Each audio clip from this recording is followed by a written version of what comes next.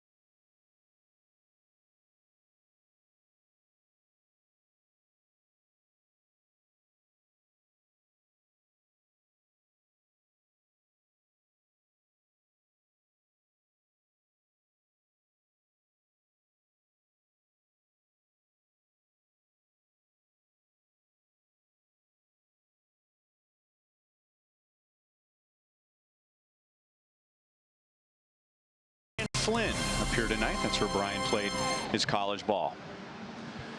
Well, Hud, in my opinion, the Royals' record isn't the most painful part of the season. The most painful part of the season for me was Jorge Bonifacio getting suspended, Jorge Soler breaking his foot, Cheslor Cuthbert's back problems. Those 3 guys were supposed to get 500 at-bats apiece, and now we're seeing what we missed out on Bonifacio in the first half. That's right. Just small sample size with 15 games, but I'll tell you what, he's been making the most of it, and he stayed in great shape. That's the one thing that he could give to the ball club. Be in great condition when he got back. In the last 8 games, wow, he's getting it done. He's hitting well over 300. You know, his OPS is fantastic, along with that, you know, the extra base hits. But still, I like his attention to detail. I like the way he hustles, he plays the game with a sense of urgency. That's what attracts attention and can help give energy to your ball club. Another guy in a role, Danny Duffy. He's really turned his season around in his last 9 starts and scoreless over his last 2. Joel and Monty will discuss when we come back.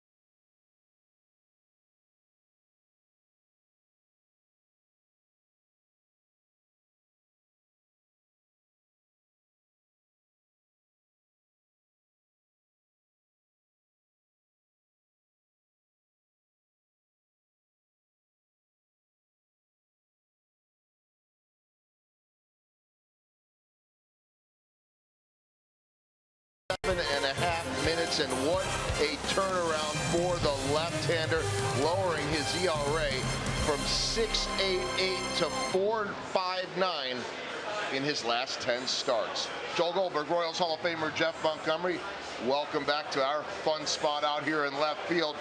What's been different with Duffy lately? Well, I think we're seeing a healthy Danny Duffy. I see a livelier fastball, his ability to spin the breaking ball. So those 2 things have really been nice for him. Well, our Kia drive to success suggests that Danny has been very good, not just over his last 10, but nearly flawless on that last road trip. Monty, 13 innings pitched and no runs allowed. How's he doing that? Well, he's pitching with conviction. It goes back to me when I think he made a start against the Rangers back at the end of May, and he had a great game.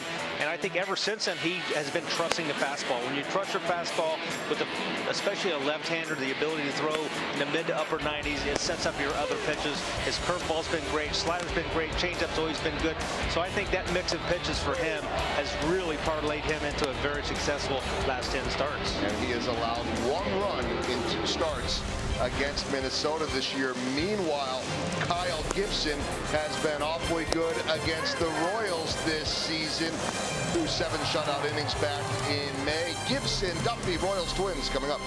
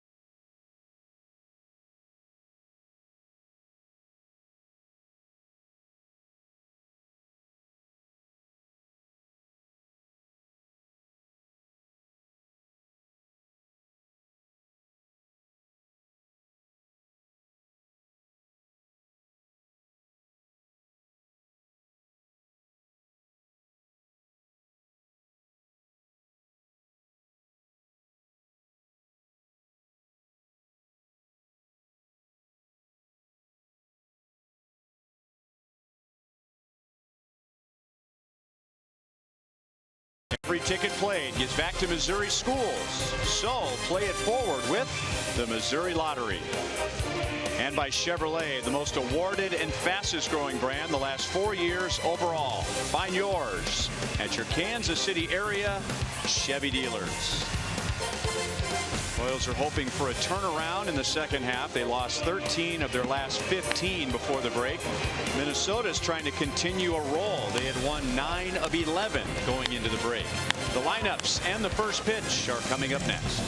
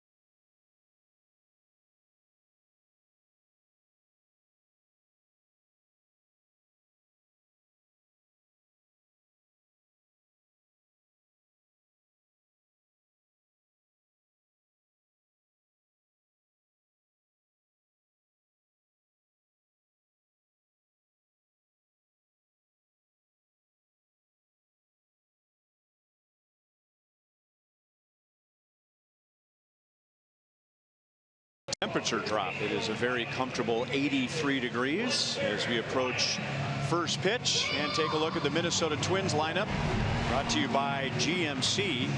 And Minnesota in the last 11 games before the break was averaging 6.7 runs per game. So their offense really took off. We'll see how that matches up against Danny Duffy, who's been excellent against Minnesota this year in 2 starts.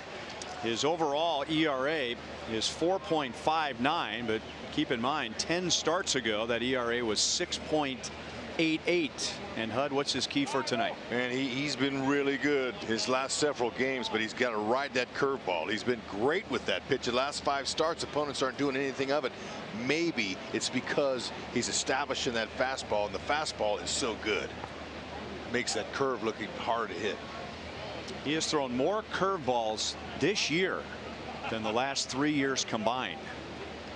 And everybody's waiting for the clock to turn to 7:15, which it does, and we're ready to go. That's respectful of them.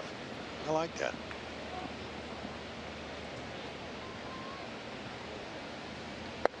Joe Mauer takes a fastball at 94 for a strike. Royals right before the break were in Chicago, and before that they were in Minnesota. And the Twins took 2 out of 3, and Mauer was 7 out of 15 in that series. And he got the call on the slider from home plate umpire Mark Wegner. It's an excellent pitch, and sometimes it's hard to call it a slider or a curve. You can make your choice whatever you like, but I call it a breaking ball. I mean, it's a combination of the two, but it's extremely effective, especially when you're looking at 95 to 97 with that heater.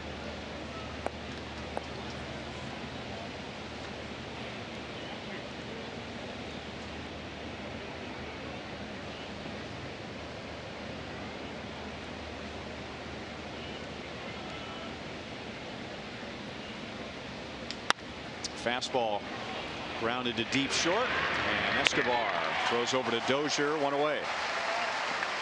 The Royals forward around the horn.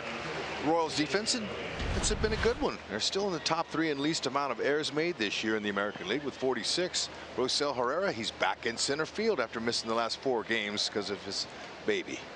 Mike Moustakas over there in the third base. Nice to see Moose back over there. 71st start. He's been solid this year.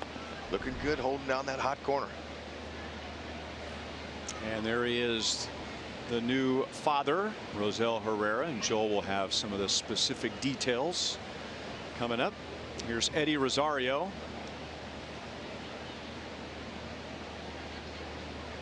He hit .311 in the first half, and he was part of the fan vote. He did not win the fan vote, but had an all-star worthy first half. 19 home runs, 60 driven in. 1 ball, 1 strike.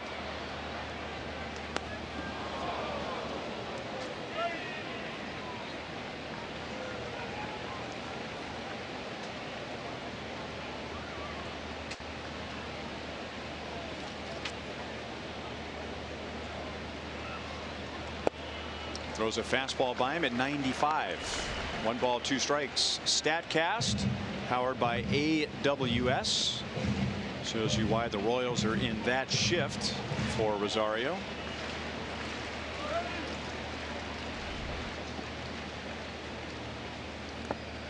And he chased a slow breaking ball, so there's the curve we were talking about. And Duffy has his first strikeout of the night.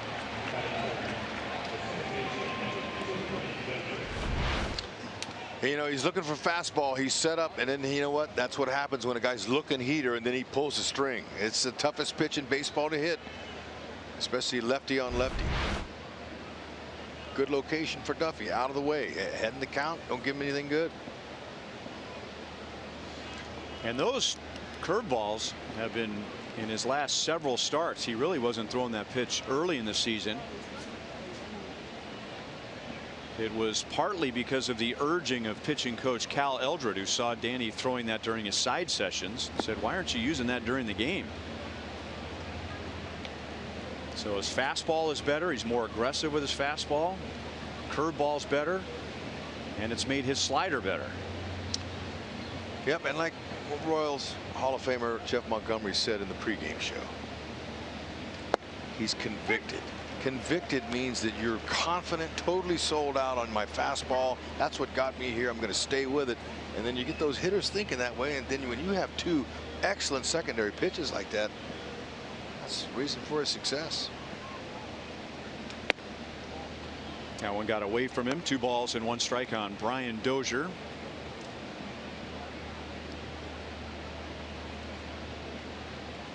Salvi got a little something in his eye.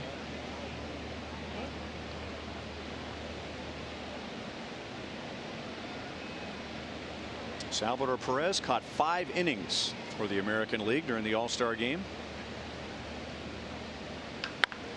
Dozier grounds it foul. Dozier's last swing before that one was a memorable one. He had a walk-off grand slam in extra innings on Sunday to beat the Tampa Bay Rays. It's a pretty good way to go into the break. Man, I'll say he had some pretty good nights he slept, and you know, he's got that kind of pop. If you miss in, he'll pull you out of the park, doesn't matter where.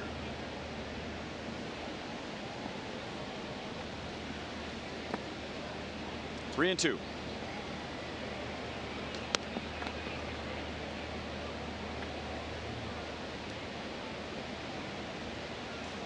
Okay, fastball situation here. He's looking heater all the way. We'll see with Duffy and his confidence. You never know. It depends on what Salvi puts down. Usually a fastball count.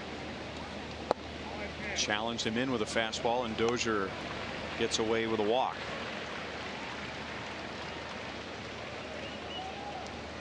Danny Duffy has 13 consecutive scoreless innings because of his 2 scoreless starts on the last road trip at Minnesota and Chicago. On Saturday it was 7 scoreless innings against the White Sox. And then over a longer stretch, going back to when his ERA was 6.88, after a start against the Yankees. 2.73 over his last 10 starts. Yikes. You know, that's excellent. I mean, that's a confident pitcher with great stuff. At this level, to be able to drop that ERA that quickly, he's doing something right. We've been talking about it. Eduardo Escobar also had a big first half. Duffy bounces that curve. Dozier stays put at first. Salvi bouncing like a cat. He blocked that one nicely. Kept it right in front of him. That's the whole idea of a catcher, not just blocking it, but keeping it in front. Look at how he uses his glove hand to keep it in front of him. That way the play's there, and there's none better picking it off the ground and throwing it to Salvi.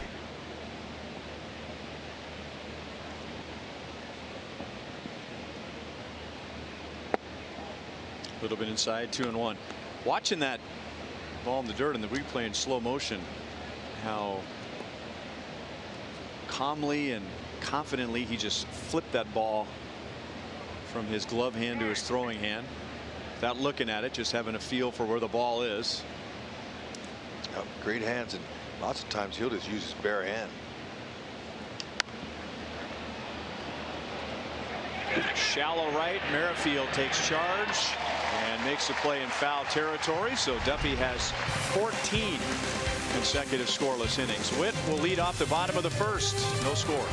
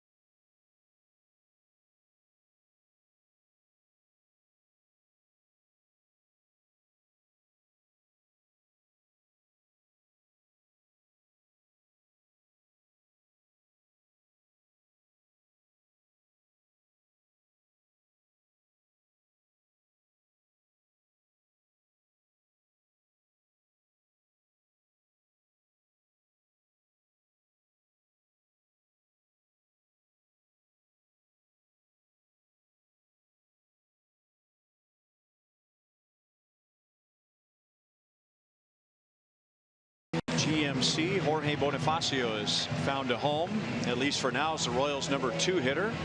And we welcome back Rosell Herrera from paternity leave. He had been batting second, and he will bat 8th tonight against Kyle Gibson, who last pitched against the Rays right before the break and gave up 1 run in 8 innings. Just like Danny Duffy, he's been very good over his last 9 starts. And Whit Merrifield pulls it foul, 0-1. Well, if you're going to beat him, you better beat him with a runner in scoring position. Timely hit, get one. Opponent's only hitting 172 with that situation happen. That's 7th best in the American League amongst pitchers who have faced 55 batters. He's been good when it counts. He's having an upswing year. 1 ball, 1 strike. Witt went into the break hitting safely in 15 of his last 16 games.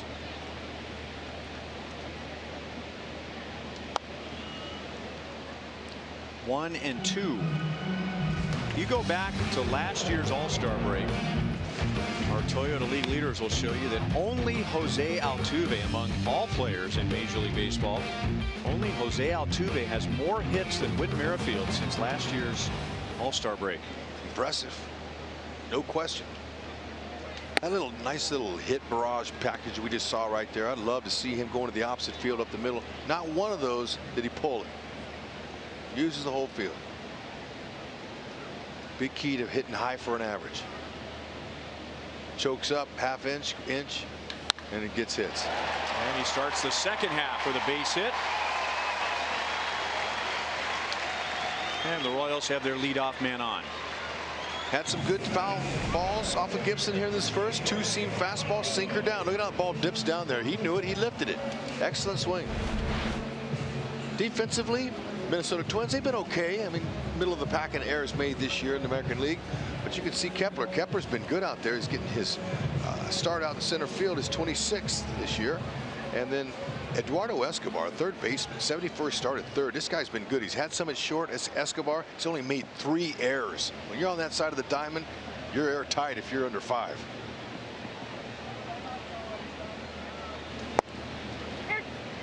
Strike over the outside to Bonifacio.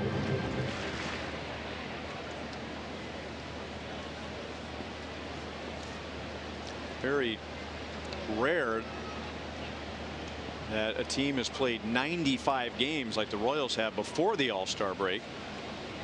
So it's not really the midway point of the season. So Bonifacio, after his suspension, was able to get into 14 games before the break. This is what he's done over his last 8 games. 7 driven in, 6 runs scored, and reached base safely at least once in those last 8 games. 2-1. Gibson, he's a ground ball pitcher, so he's wanting hitters to pull the ball. And when you pull the ball off a sinker ball, or a guy you have with the slider going away and the sinker coming down, you're going to pull it on the ground lots of times. So look, just like Whitley did. Whitley was able to get that sinker, but he went down and lifted it and got it up. That's the key.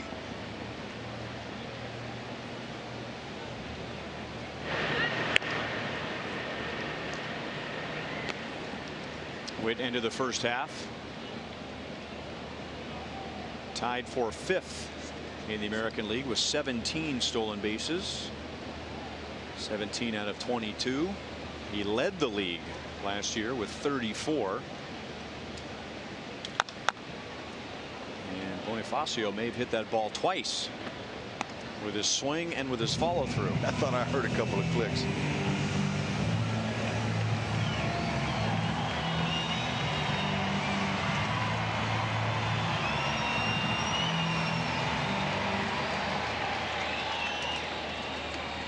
Kyle Gibson, he's going to be tough to get a jump off of. He's awfully quick home. Base Steelers have only been successful 1 of 2 times this year against him. And you know, Bobby Wilson's done a nice job getting opportunity back there. He's thrown out 21%. It's not bad. 4 for 19.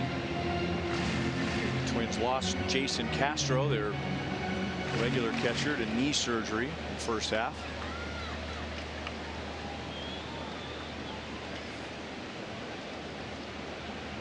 There goes Witt, and that is ball 4, and the Royals begin with 2 on and nobody out.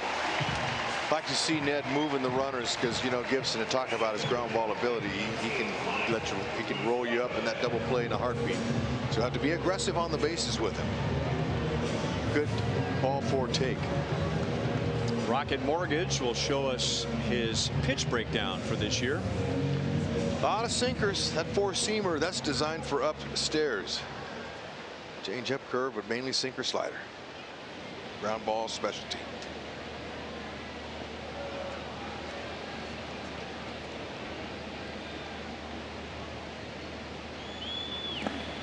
Mike Moustakas went around on appeal to third base umpire Nick Lentz. Moustakas went into the break with a mini slump, if you want to call it that, but 0 for his last 10.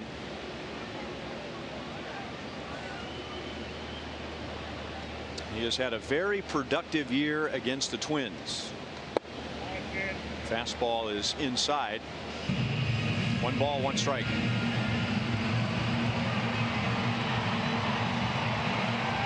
Six games, 3 home runs, 8 driven in.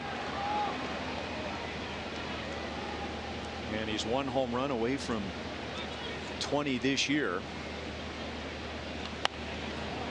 1 ball, 2 strikes. And when he gets to 20, he'll become the 7th Royal with 4 or more 20 home run seasons. Joining George Brett, Mike Sweeney, John Mayberry, Carlos Beltran, Steve Balboni, and Bo Jackson, who is here tonight and also will be here tomorrow.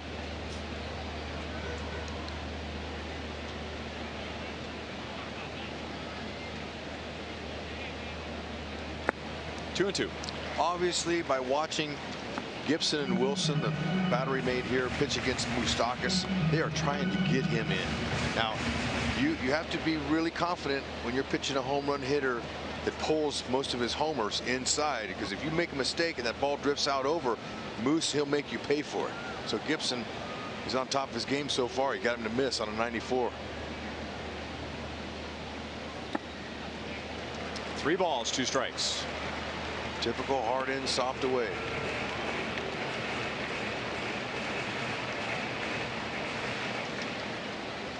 Talked about it and just a little bit ago in the open of our show. In order to beat Gibson, you're going to have to get him with a runner in scoring position. Good opportunity here. Good hitting count coming. We'll see. Is he going to challenge him, or is he going to do a Bonifacio and walk it? Grounded to first, fair. So Maurer goes to the bag. But the Royals get 2 runners in scoring position with 1 out. May have been ball 4, but probably too close to take. Salvador Perez, and you were sitting there during my interview with Ned Yost, and I wondered what Salvi's second half is going to look like. Now, he came out of the gate after the disabled list and seemed to be hitting everything out of the ballpark, but most of the first half was a struggle. But when your peers vote you as an all-star, when they still see you as an all-star, that's got to have an emotional lift. What he needs to do is less of that in the second half. I totally agree, and I'm sure that he's figured out that they're so good up here, they can put you into patterns, and you put yourself into a pattern swinging at first pitches. He's done that this year. They're not going to give you anything straight first pitch, especially with runners on scoring position, but he's got to utilize right field. He's going to have to open up his game in his field. That one was out over the plate, and that caught Wilson. And you know, there's not too many pitchers with runners like in this situation here that are going to give him a fastball to hit. So it's down in the count, 0-2. This is where you shorten up and you say, all right, got my 2 power swings out of the way. I'm going to try to just hit him to right field and hit it where it's pitched. Give in, so to speak, but that's going to help you move your average back up. He's a 272 hitter lifetime. He has not shown that this year because of the pull consciousness.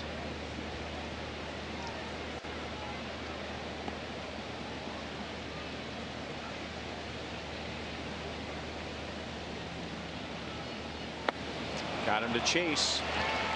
So he really only got 1 pitch to hit in that at bat, and he fouled it off the catcher. And now 2nd and 3rd and 2 down.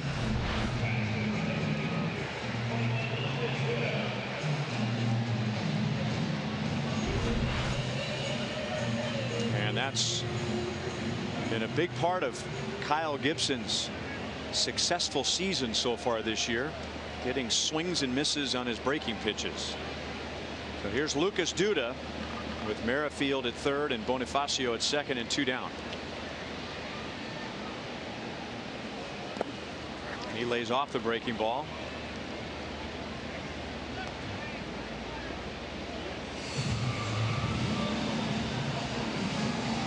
Among major league starters, Kyle Gibson has the highest miss rate, swing and miss rate on breaking balls. That's saying something. Sure is. Means it's tight and it's got some good downward action, but you're going to beat him. You got to come through, get a big hit.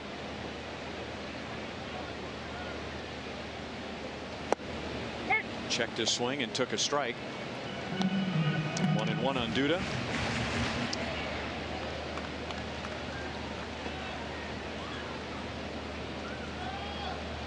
Duda's just faced Gibson a couple of times 0 for 2. Playing him to pull. Big hole over there at shortstop.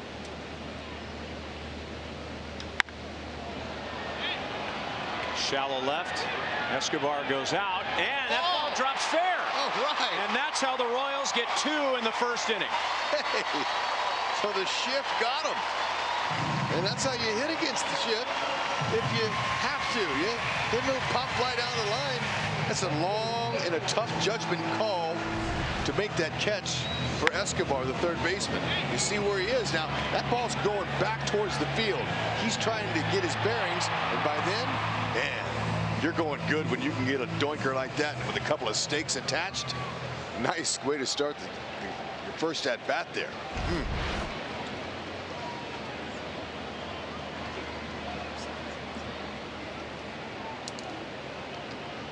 Here's Hunter Dozier. Fastball ruled high by the home plate umpire Mark Wegner.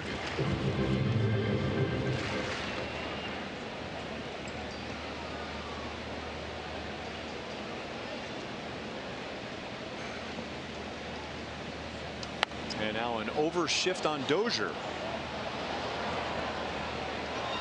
So Twins don't believe that he's going to be able to get one through the right side. They have stacked the left side of the infield.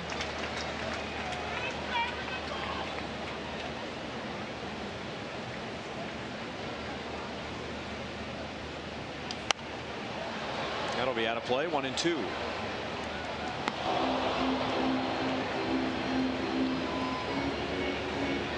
Dozier wants to know if that pitch was up and out of the strike zone.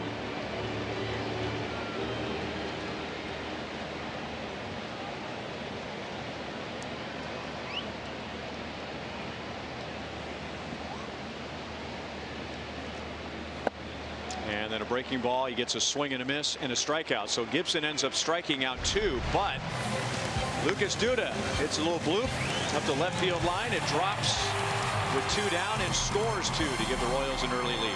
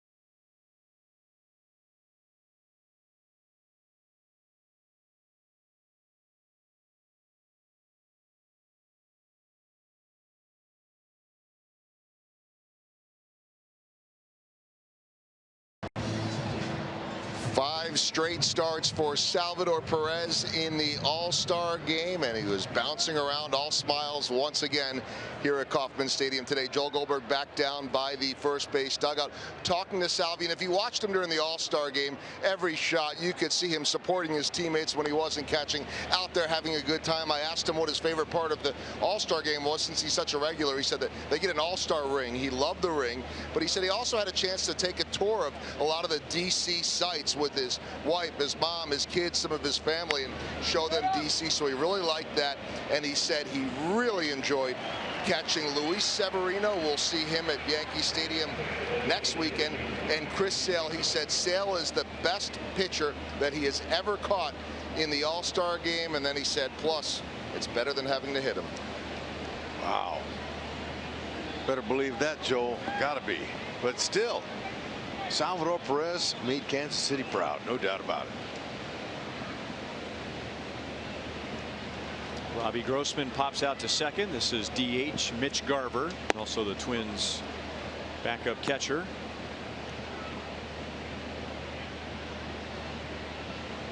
He was a hot hitter when the Royals arrived in Minnesota before the break, but now he's 0 for his last 12.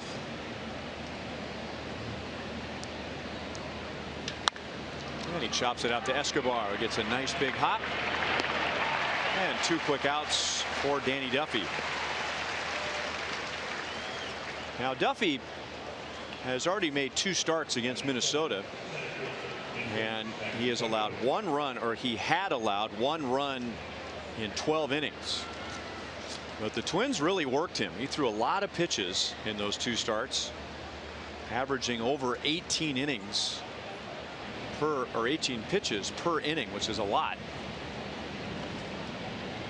So he was successful, but it wasn't necessarily easy. But tonight he's getting some quick outs. And that's important. We've seen some Duffy outings this year where he had 25, 30 pitches in the first inning. And now Kepler, who's really picked it up this year against left-hand pitching. He has a single to right field with 2 down. That's Minnesota's first hit tonight. Imagine Twins fans are not thrilled to see Danny Duffy on the mound. Of all pitchers who have faced the Minnesota Twins, and that goes back to 1961, and made at least 15 starts, only Tim Hudson and Felix Hernandez have lower career ERAs against Minnesota. It's now 2.23 with his inning and 2/3. But if you're just talking about left-hand pitchers, and you talk about the Minnesota Twins and the Washington Senators, who moved to Minnesota, Danny Duffy is in even more elite company. There's a good changeup. 1 ball, 1 strike to Polanco.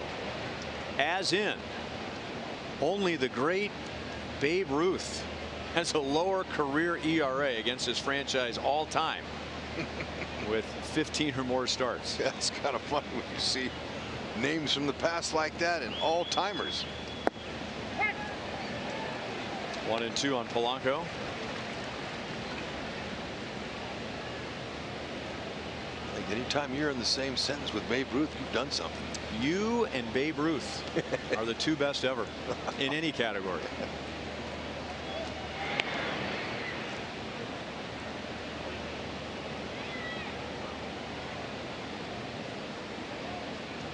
Polanco, like Jorge Bonifacio, missed the first 80 games of the season.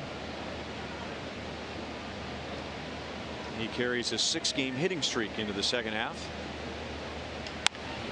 Rolls it out to Moustakas. He sets his feet, and that's 2 scoreless innings for Danny Duffy tonight, and 15 scoreless over his last 3 starts. Alex Gordon, Rosell Herrera, Alcides Escobar coming up.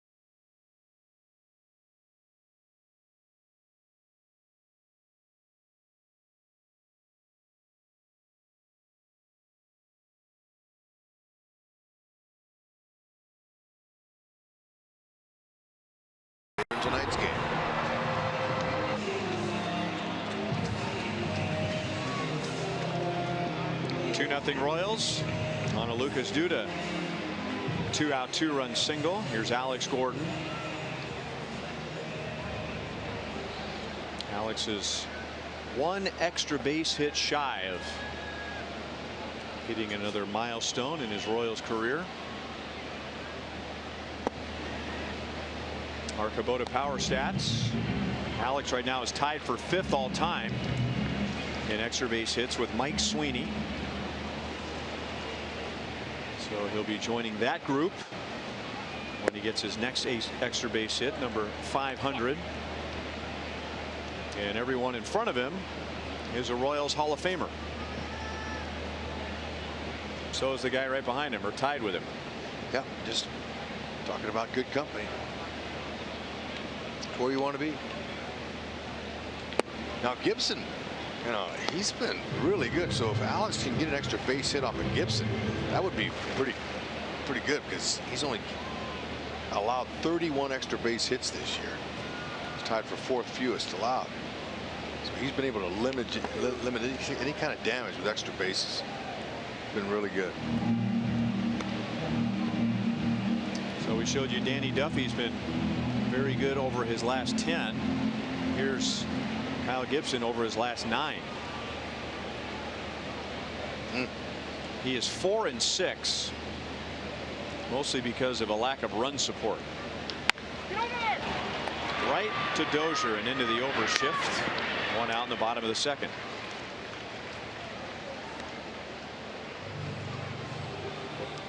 .6'6" Kyle Gibson, and Minnesota has been waiting on a big year for him ever since he was their 1st-round pick in 2009 out of Mizzou. He is not from this area. He's from Indiana.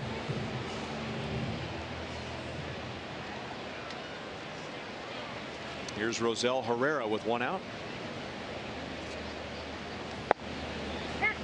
Last year was supposed to be the big year for Kyle Gibson. I remember we played Minnesota to begin the season, and they said, watch out, man. This guy had a great spring. This is going to be his breakout season.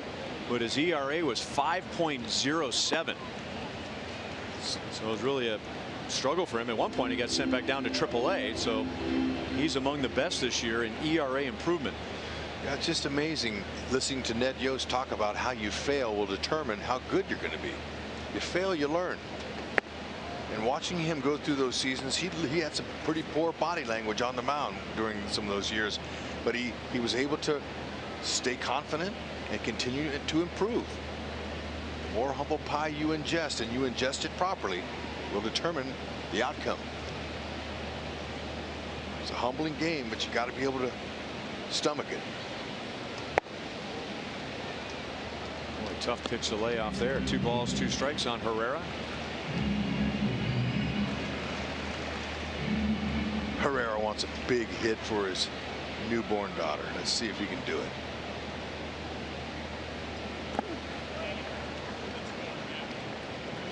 Gibson wasn't necessarily hit hard in the 1st inning. He gave up a couple of runs on a bloop single, but had some trouble putting hitters away. Now, he did get 2 strikeouts, but he's had a lot of 0-2s and 1-2s turn into 3-2s. So he's at 37 pitches with 1 out in the 2nd inning. It's the 3rd time he's gone to 3 balls, 2 strikes tonight. And now Herrera hits it into left center field, slicing over toward Rosario. 2 outs. Speaking of Amos Otis, we hope to see you here tomorrow in person as we honor AO with a bobblehead giveaway presented by KCP&L. First 20,000 fans through the gates will receive this bobblehead before the Royals and Twins play at 6:15. Tickets are available now. Just go to royals.com/promotion. That young guy, he's doing a good imitation of a bobblehead. All right.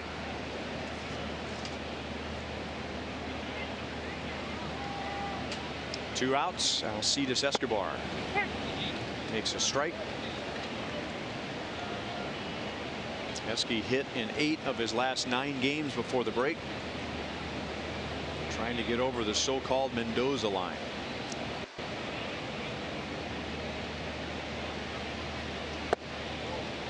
A little bit outside. 1 ball, 1 strike.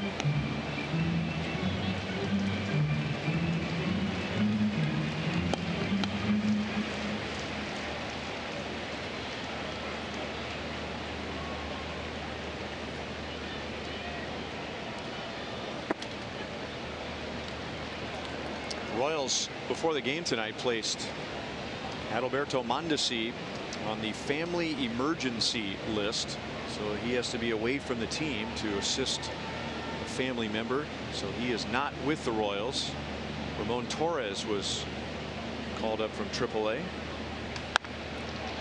And Escobar takes advantage of the overshift, and he rolls it into right center field for a 2-out single.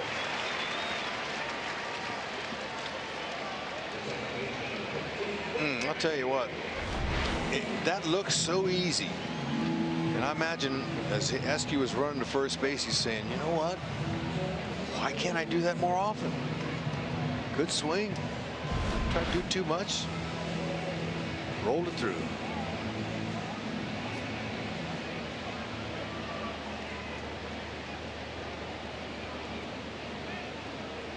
Witt led off the first inning with a single. He and Bonifacio scored on the Duda 2-run single. And Gibson throws a strike over the outside edge.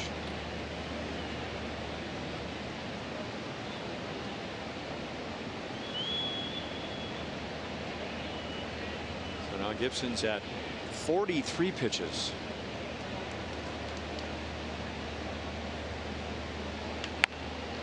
One hopper back to him. And that'll do it for the Royals in the bottom of the second inning. 2-0 KC.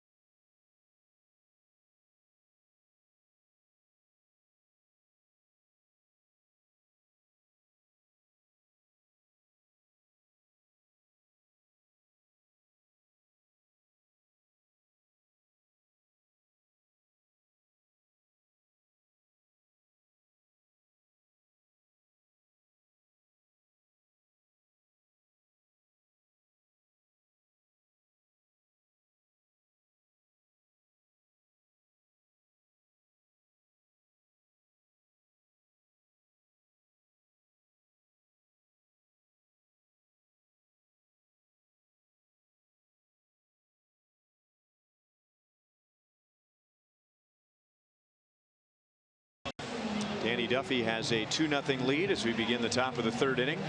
Refreshing saves from Price Chopper and Aquafina. Sign up at mypricechopper.com/saves to save on Aquafina when the Royals get a save.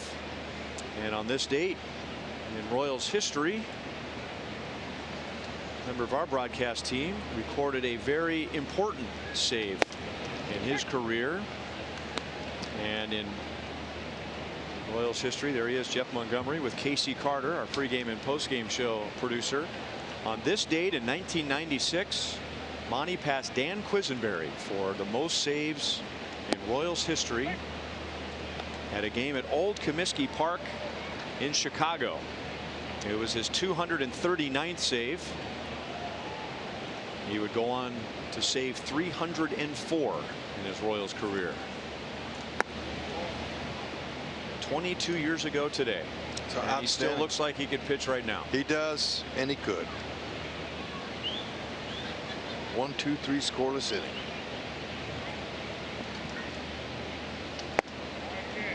Two and two on Bobby Wilson, Minnesota's #9 hitter. Sure do learn a lot about pitching and the relievers, what all they had to do over the last several years.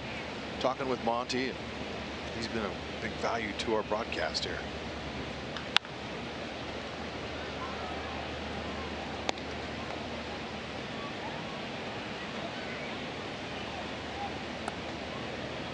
Look at that Bobby Wilson bat right there. That bat, that's a throwback model. I mean, not with a model, but flame tempered. See how it's flame tempered like that? You don't see a lot like that anymore. They're always usually one color or another. And I like the flame tempered because you could see the grain real well. And it was sometimes the grain would groove, kind of like a golf club, the lines in a golf club. And if you used it long enough and it didn't break, it was a good bat for you. Right to Alex Gordon, one down.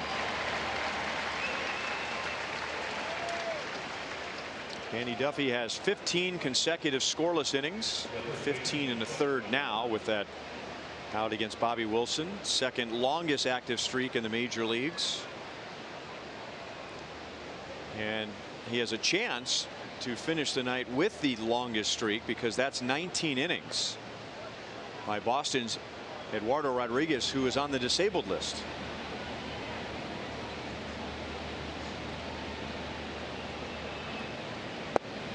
Slider for a strike to Joe Mauer. He grounded out to Escobar to begin the game.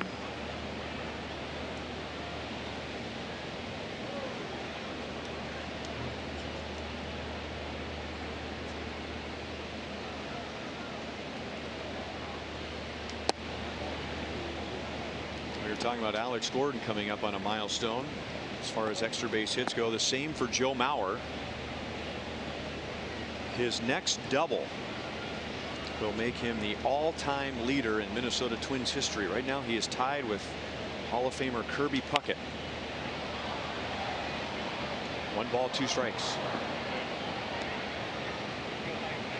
You know, guys that play with one team their entire career, they can do that. I mean, it's pretty rare nowadays, but they can be really proud. Alex Gordon, Joe Mauer, same thing. Look at that. Tony Oliva turned 80 years old today. Happy birthday, Tony. 2 balls, 2 strikes.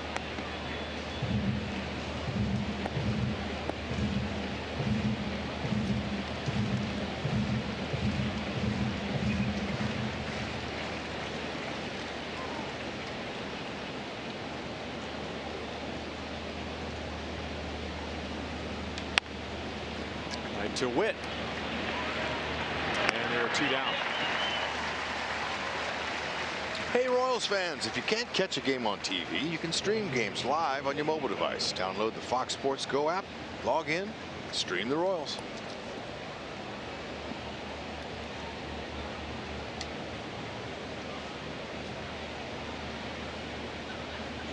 Two down to Eddie Rosario, who struck out on a curveball in the first inning.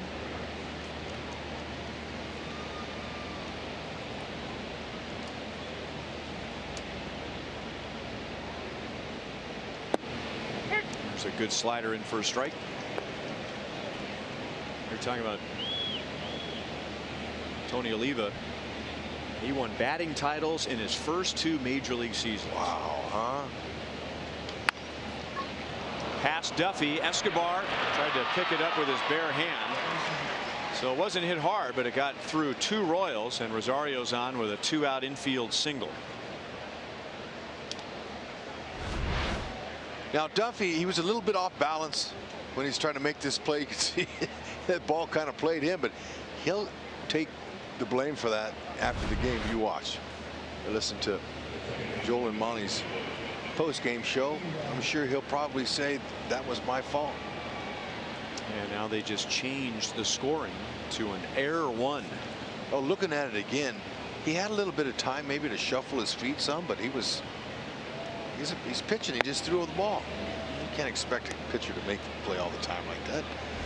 But like I said, he's so accountable. He'll probably say, I missed it.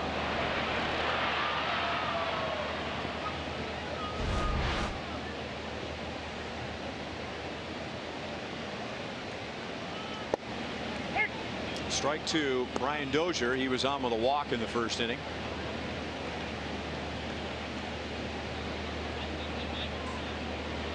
Remind me, if time permits, to tell you a funny Tony Oliva story.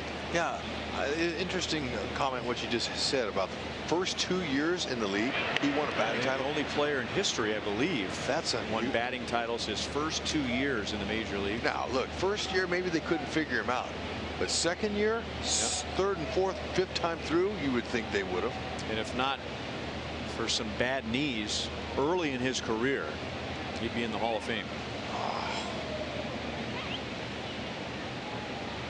What a sweetheart. He's always behind the batting cage in Minnesota, you know, helping those hitters and just watching them, but very friendly 80-year-old man. Humble, happy, easy to talk to, great storyteller. Those are true gems of the game. Those precious players, those ex-players that have age and have stories, and from those generations, it's really priceless to sit down and listen to them. Relics of the game, and they're very priceless. Moustakas circles around that ground ball and throws out Dozier. So Duffy gets around his own error. 2-0 Royals.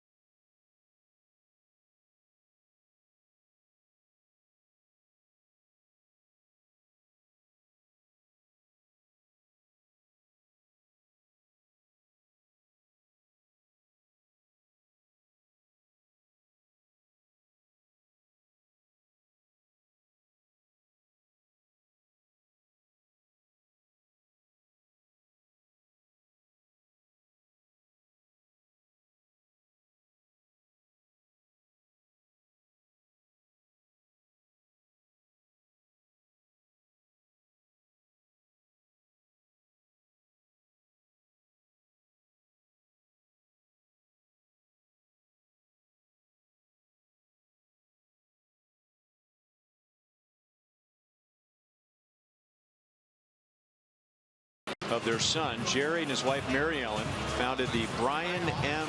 Anselmo Foundation to help others in the community. Events like Dine and Dance with the Stars and a golf tournament have helped the foundation raise over $1.3 million to help charities like Charlie's House, Dream Factory of Greater Kansas City, Noah's Bandage Project, and several others. And they're sitting in the Buck O'Neil Legacy seats at tonight's game. Thank you, Jerry. Appreciate what you do in the community. It's a beautiful thing.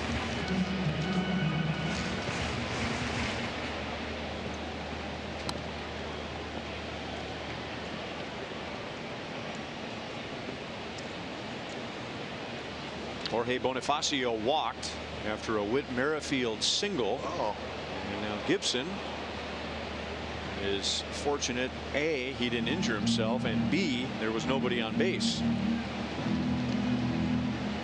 And had he fallen down, that would have made every highlight reel in the world. And he's happy that that didn't happen. Like he caught his spikes before he got to the plant position with his front foot. 0-2 on Bonifacio. Well, if anything, the Royals are making Gibson work. Averaging well over 20 pitches per inning, and that gets the Royals closer to Minnesota's bullpen, which has really struggled this year. 1 ball and 2 strikes.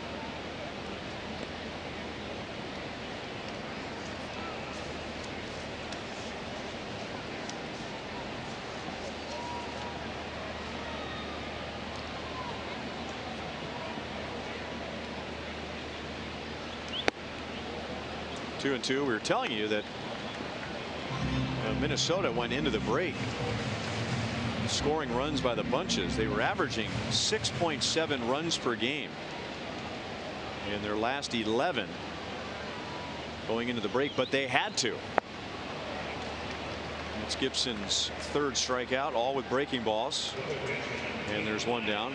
There was no other way for them to win except to score 6.7 runs per game, because over the last 24 games, Minnesota's pitching has the highest ERA, highest opponent's batting average, highest opponent's batting average with runners in scoring position, and the highest bullpen ERA in the major leagues. Yikes. That's a lot of less. But for the most part, the offense has bailed them out during that stretch.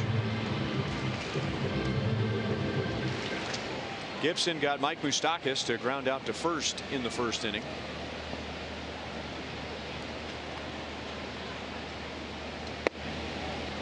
One ball, one strike.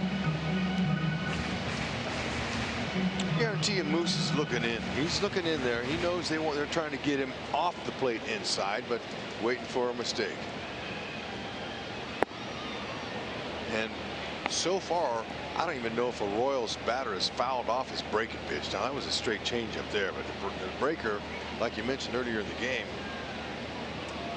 almost unhittable so far. He's perfect location with it down away. Still 1-2.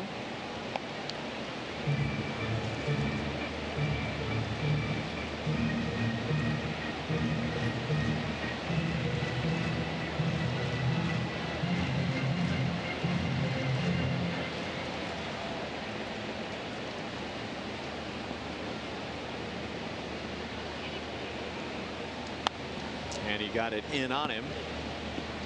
The pitch appeared to be out of the strike zone. 1 ball, 2 strikes.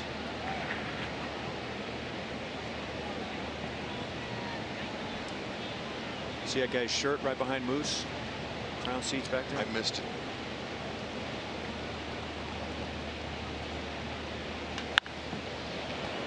Still 1 ball, 2 strikes. Oh, now I see it. I'm sure you would pick that up, but it took me a couple of looks, but it's a golden gopher. Doesn't he know it's shocker night here at the yard? Not for him. I've been campaigning for a University of Minnesota night here at Kauffman Stadium. How's that coming? You know, they give away those great hats, and my proposal was, you know, if you purchase a theme ticket, the first 3 fans through the gates get a Gopher themed Royals hat. And you might be one of them. Yep. I'd be behind you.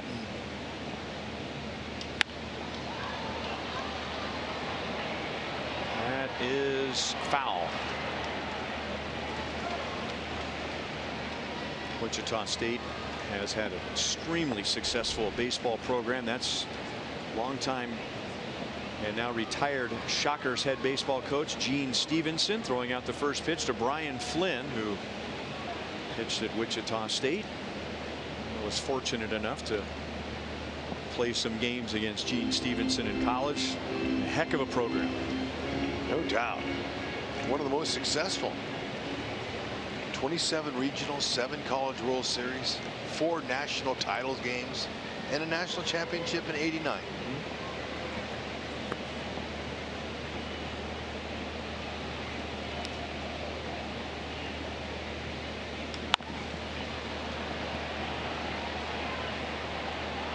Dozier backs up into shallow right, and 2 down. And since you asked, Hud, one of my claims to fame against Wichita State in college was that I struck out against not 1 Bluma brother, but 2 Bluma brothers.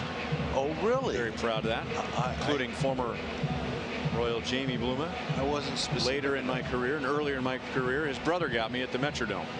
So very proud of that. Thanks for asking. That's pretty good.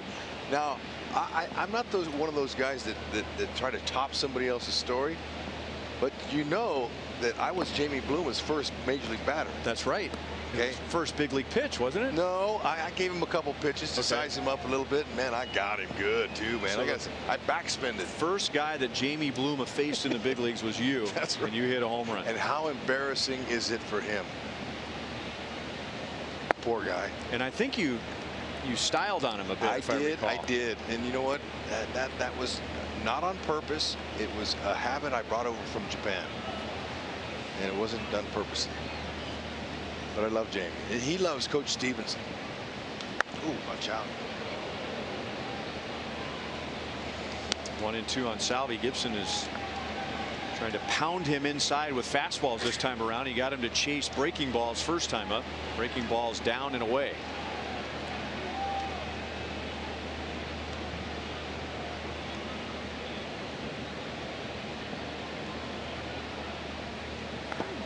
Like that one. This time Salvi wouldn't go for it. 2 balls, 2 strikes. 62 pitches for Gibson, so he continues that trend of averaging 20 pitches per inning. 27 pitches in the first.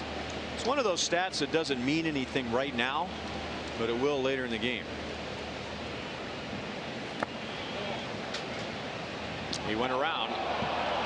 First base umpire Jim Reynolds. Salvi is smiling, but he's not happy. So Gibson has struck out 4, and he's gotten Salvi twice. Whoa.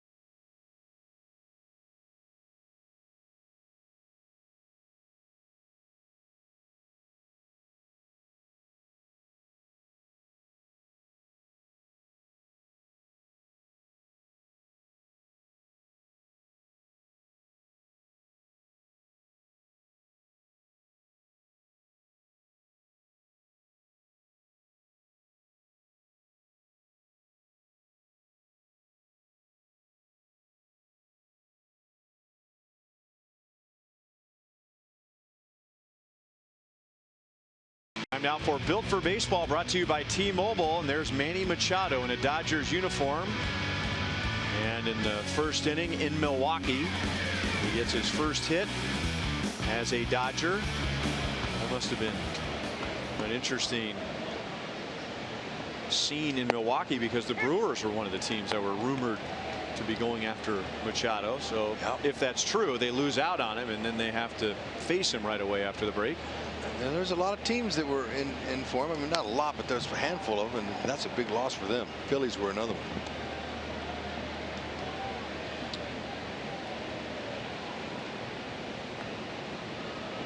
The other trade during the break, Cleveland, which really needs help in their bullpen. They got Brad Hand from the Padres and had to give up one of their top prospects. And at one time, their #1 prospect, Francisco Mejia, a catcher who now plays some in the outfield. A little different situation. Machado, more of an impact player, but he'll be a free agent at the end of the year. Brad Hand is under team control. I think he signed a long-term contract recently, so the Indians will have him for a while. Well, that's a good move for them. There's a huge need there. Brad Hand is signed for 2 more years after this year. Nice. I know Cleveland has some free agents coming. I don't know if Andrew Miller's one of them, but that you put those two lefties in that back of that pin, that's going to make it really good. Their window is closing Quickly. Cleveland. So Duffy gives up a leadoff walk to Escobar. That's his second walk tonight, bringing up Robbie Grossman, and Duffy made a great pitch on him. Jammed him. Grossman hit a little pop up to Merrifield at second base. Shallow center field, and it's going to drop. Hit off the end of the bat. Grossman is on, and the Twins have 2 on and nobody out in the 4th inning. Change up, and it's hard to go up there sitting on that, so he was out in front of it, and he was able to keep his bat head in the zone long enough to find a hole in the middle.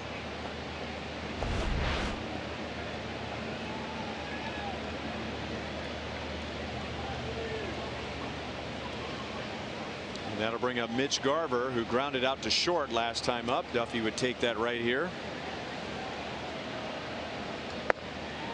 Good pitch over the inside.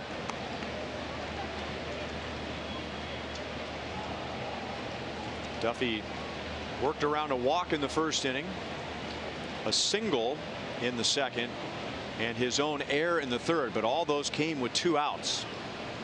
And now Minnesota has 2 on, nobody out, and that breaking ball just missed outside. 1 ball, 1 strike. So far, you know, Duffy, he's getting outs, and that's one of the reasons why his pitch count is at 55. And he's getting the outs, not striking him out. Last time against Minnesota, he had 9 strikeouts, only 1 so far tonight. So he's getting outs, and that's all that matters.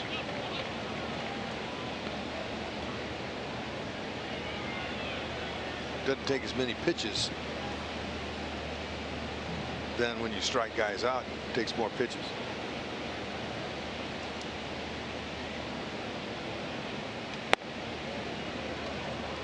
Three and 1 on Garver with Max Kepler on deck.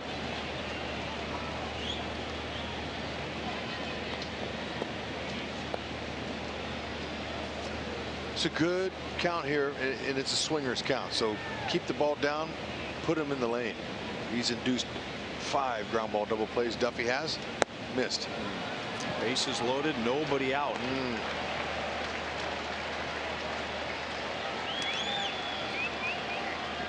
And now Salvi will go out and have a little chat with Duffy and talk about what they want to do with Max Kepler. While they chat, we can update you on a couple of injured Royals pitchers who were supposed to have significant roles this year. A University of Kansas Health System injury report update. Both Jesse Hahn, who came over in a trade with Oakland, and Eric Skoglund have sprained ulnar collateral ligaments. That's the ligament that, when it's damaged beyond repair, requires Tommy John surgery. So the Royals are really handling them with care, but they are back in throwing programs.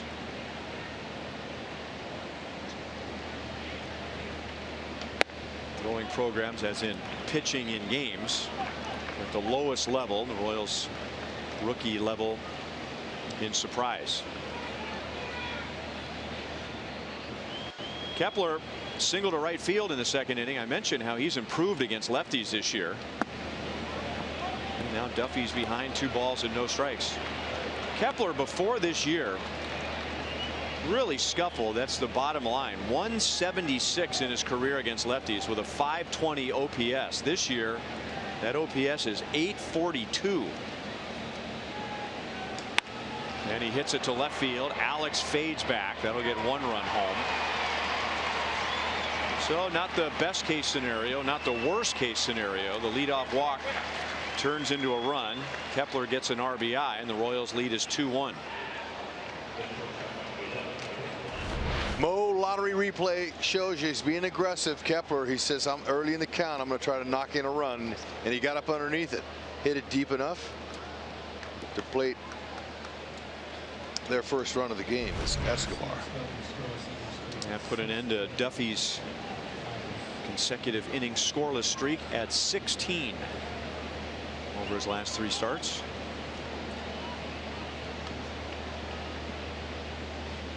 Here's Polanco with 2 on 1 out. Duffy got a ground ball out of him first time. 16 consecutive scoreless innings, by the way. Ties for the longest this year for a Royal. Jacob Junis, very early in the season, had 16 consecutive scoreless. Here's Jake. We expect to see him coming off the disabled list with tightness in his lower back. He will pitch tomorrow.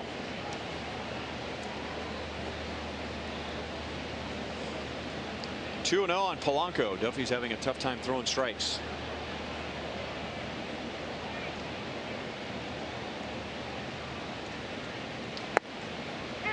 Good spot. 2-1. Hard to tell mechanically what he's doing now, but I can tell you his last several starts he has been right on with everything. His delivery's been flawless, very smooth. His pitching coach told me that he's locked in right now. Same thing a hitting coach would tell you about a certain hot hitter, but he's just a tad off in this inning here.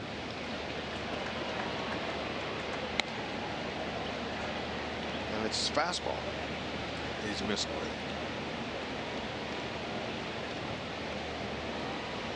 Duffy did not allow a run in his first 3 innings. But the Twins had the bases loaded and nobody out in this inning. Max Kepler's sac fly has made it 2-1.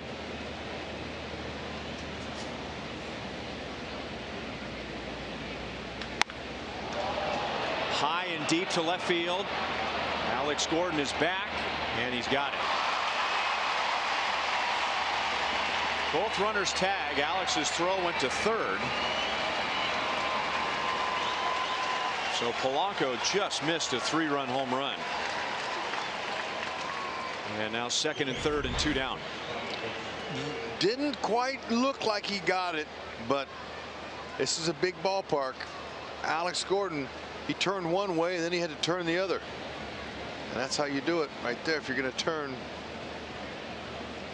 keep your eye on the ball.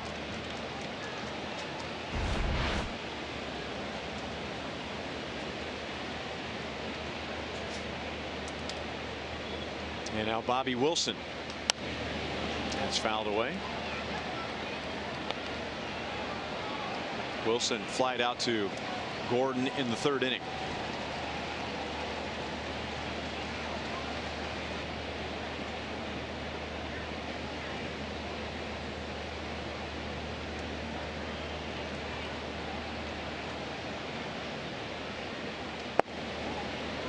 One ball, one strike.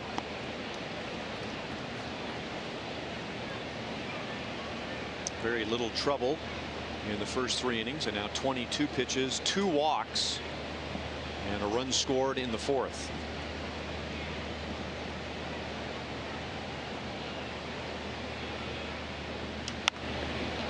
Popped up. Merrifield wants it, and he's got it. So out of all that, Minnesota gets 1, and the Royals lead is 1.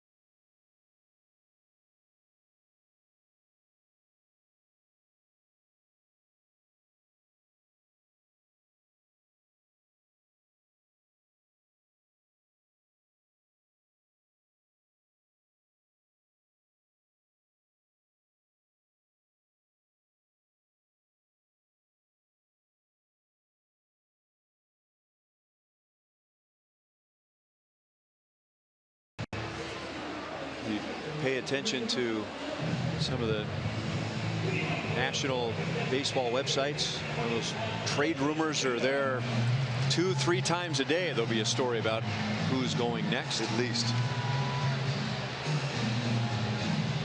Lucas Duda with a bloop single up the left field line, drove in 2 in the first inning. And like the Royals, Lucas Duda has been very productive in the first inning this year.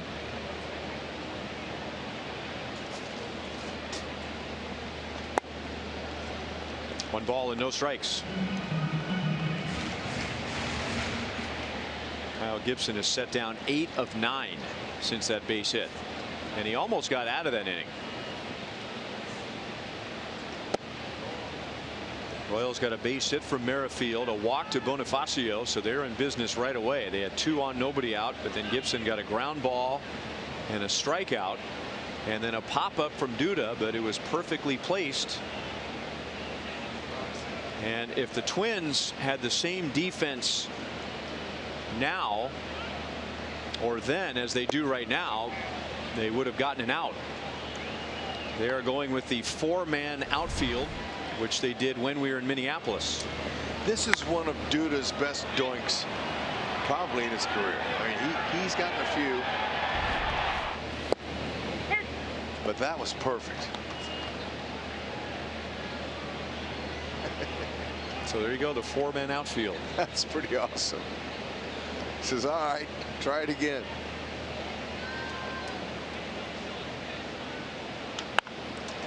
He hits it off the end of the bat and drops it into left center field. And you know, the fans that are here live at the K, they can see that, and you could hear on contact the sarcastic laugh of, ha ha, we got you.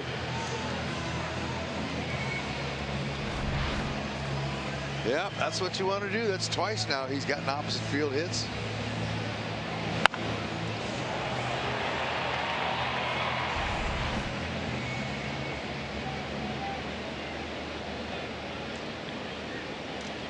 Gibson struck out Dozier with a slider in the first inning.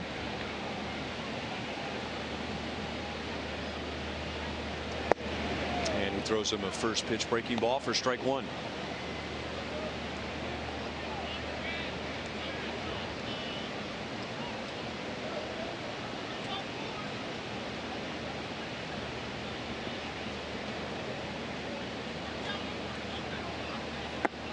Well, just like the scouting report, we told you Gibson has more, or at least the highest percentage of swings and misses on breaking balls of all major league starters coming into tonight. And he's got a lot of swings and misses on his slider and his curveball tonight. Sure has.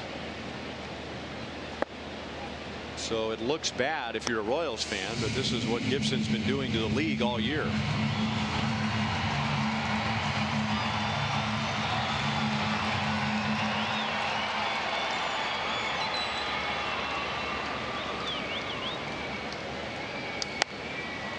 Still 1-2. So the first time up, you know, he fed him some breaking balls, and he was trying to pull him. Now let's see if he can make an adjustment in 1 and 2 with the breaking ball that's up, that maybe he can shorten up his swing a little bit and try to hit to right. That's what it's about, adjusting. Unless he makes a mistake in, think about right field. They're sitting out there on him. And he hits it to the gap. Nice. That's going to go all the way to the wall. And Duda is around third. He will come in to score, and Dozier down in the count, drives in a run, and the Royals get the run right back. Unless he makes a mistake, and he did. Nice job. He looked for it, got it up. Now, you see where Wilson is? That was about a 5-inch mistake. It stayed up at 85. Elevation's the key. Dozier being aggressive tonight connects. Big hit there. And runner was not in scoring position. Didn't need to be. That went all the way to the wall. Get that run back for Duffy.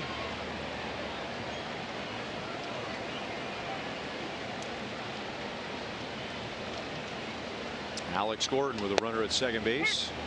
Alex grounded out to Brian Dozier in the second inning. That would not be best case scenario here.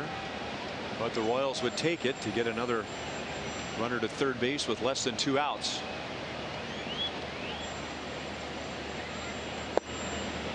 And he's looked at 2 fastballs, and it's 0-2.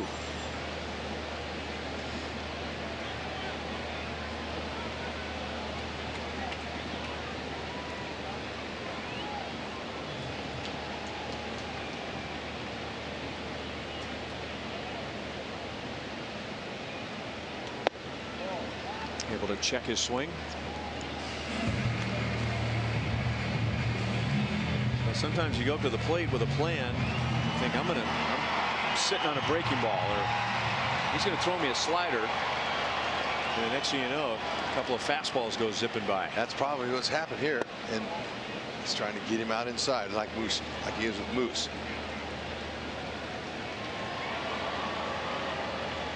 Dozier was down in the count 1-2 when he doubled in Duda, and Alex takes the count from 0-2 to 2-2.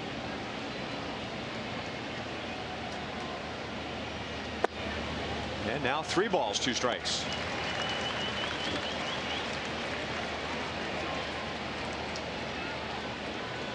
Rosell Herrera is on deck.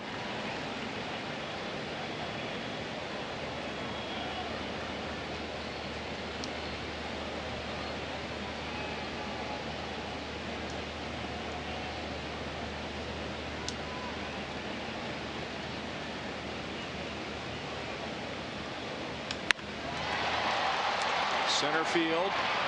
Kepler gets behind it. Dozier tags and holds. And that might have been a good decision. So runner at second, 1 out for Herrera. And let's go to Joel. And Rosie still wanting that first hit for his brand new daughter, and had the chance to talk to him today. He had communicated with us on Sunday about the birth of his first child. Was back in New Jersey where his wife was. You can understand, guys, while everyone else might have been really excited to get back to work, and Rosie, he loves playing baseball. We know his energy, but it was a little tough, he admitted, to leave his wife and new daughter Rosaline yesterday for the first time. But immediately when he got back to Kansas City, he FaceTimed them, and he said his wife Patricia and the baby will be in Kansas City in a couple of weeks. Deep center field. Kepler to the wall to make the catch. Well, he almost got his first big league home run as Joel was talking about his daughter. Oh, nice drive.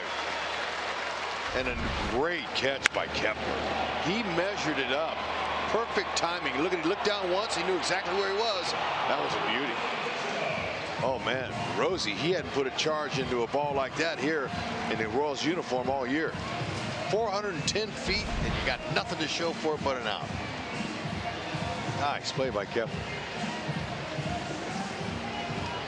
Too bad. Joel set him up for a big hit, didn't he?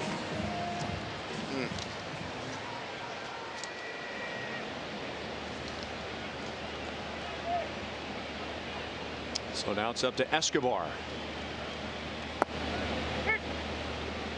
Escobar got a huge hit the last time the Royals faced Kyle Gibson, but it was not against Gibson.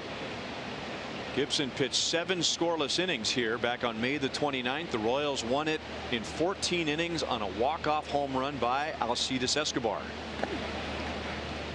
Blocked by Wilson. 1-1.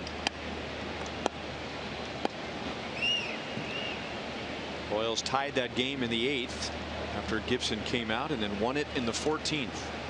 And that was the beginning of that impressive run for Gibson over his last 9 starts. He looked good that game too. Another fly ball to center field. So a run home, and then the Royals still had a runner at second base with nobody out, and Gibson gets 3 fly balls to center field. Hunter Dozier down in the count, doubles home Duda to give the Royals a 3-1 lead.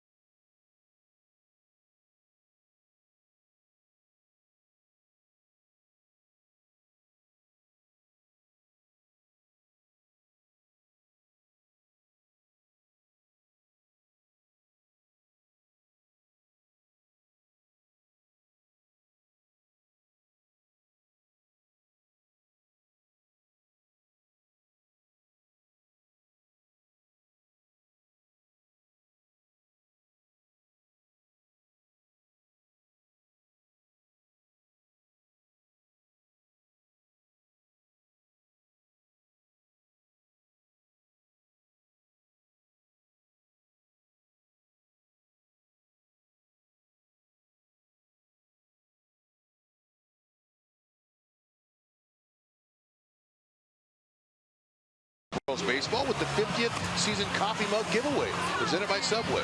First 10,000 fans through the gates on Sunday will receive the coffee mug before watching the Royals take on the Twins at 1:15. Get your tickets today at Royals.com and have a smile on your face like those lovely ladies.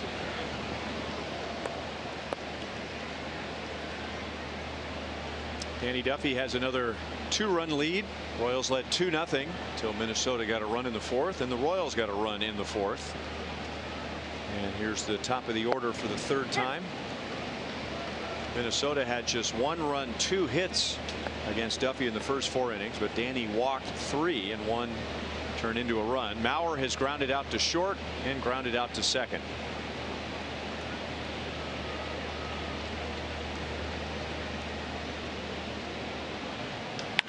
Breaking ball is hit foul into a big crowd here tonight. Royals fans and Twins fans for a summer weekend series. Not as many Twins fans as we used to have here before they got their own outdoor ballpark. But when they were winning all those divisions in the Metrodome, their fans wanted to see outdoor baseball, and they'd flood Kauffman Stadium. And Merrifield made a good play, but then he throws it away, and Mauer's going to end up at second base with nobody out. It is an infield hit for Mauer to get to first, and then a throwing error gets him to second. That's a great effort.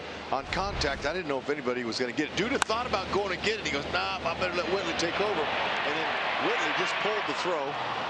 Mauer read it immediately. Salvi was backing up, but the throw was just put in a place where Mauer was able to get to second base. Good chance. Just his 4th there this year, and all the positions he plays, that's pretty darn good.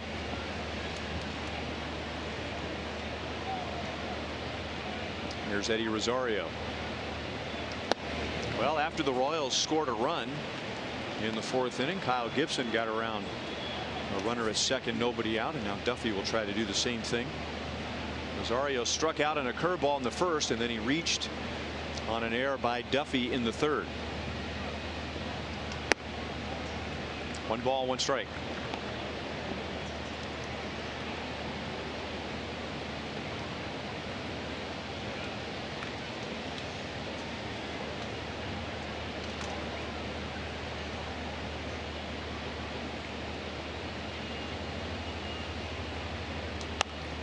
One and 2 on Rosario. Royals were not able to get that runner Dozier over to 3rd with less than 2 outs. If they had, that drive by Herrera, even though it was a great play by Kepler, would have been deep enough for another run. And now Rosario, down to the count 1 and 2, is going to at least try and get a ball to the right side, and he does.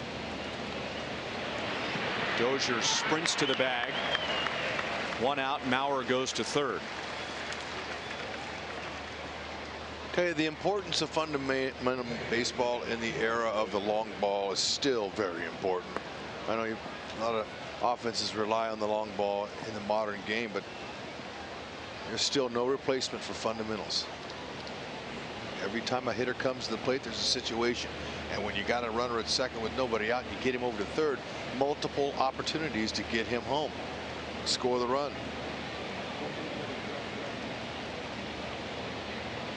See if Duffy could execute some pitches here and keep him from scoring.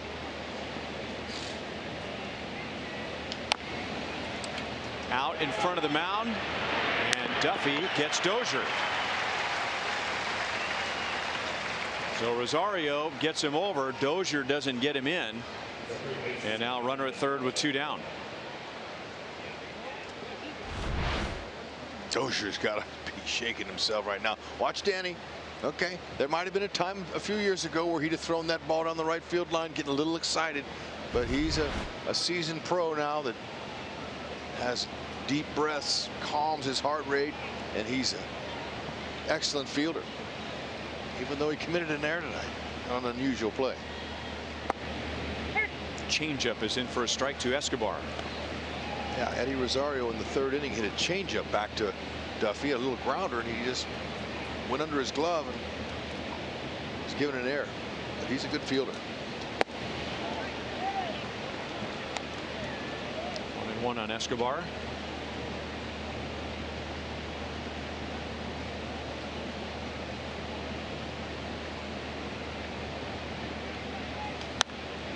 Look out.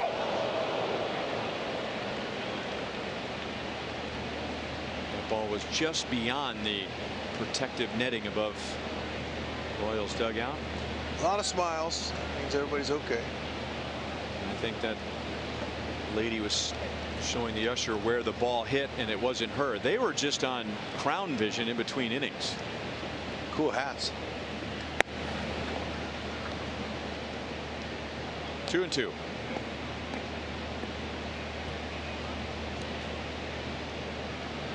Yeah, that's the best thing to do, sir. Just duck when they come, especially on the line like that. She's getting a kick out of it.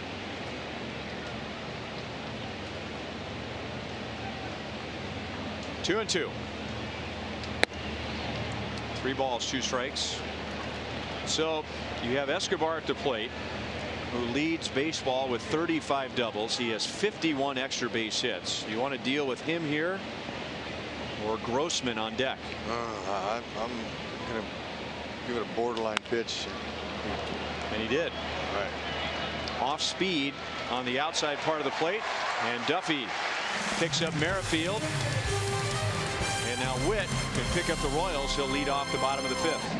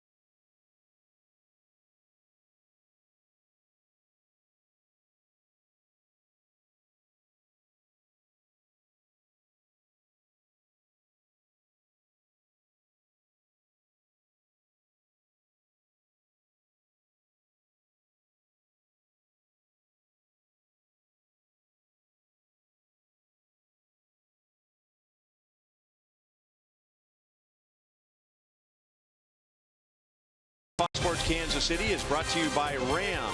Come in now to the Ram Summer Clearance Event and get a great deal today. Royals 3, Twins 1. The season series is tied at 3 wins apiece. Merrifield takes a breaking ball for a strike, and it's time for our sprint trivia question. Whit Merrifield is one of 5 Royals with 200 or more hits from one All-Star break to another. Name the other 4. Wow.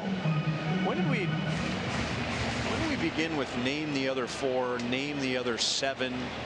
Yeah, I mean, well, since we started competing. Hit it hard. Witt is 1 for 3. He has a run scored tonight. Well, George has to be one of them, right? I'll say George, yeah. George Brett. That's 1. Other big hits guys. How about Evan Seitzer had. How about Frank White? No? Possibly. Okay, what about, how about Amos Otis? We're doing his bobblehead here tomorrow. I would think Amos would be 1. Mike Sweeney got a lot of. Okay, I like Sweeney's hits. choice. I like that choice. That's going to be a long run for Grossman, but it drops foul. I thought Frank had a lot of hits.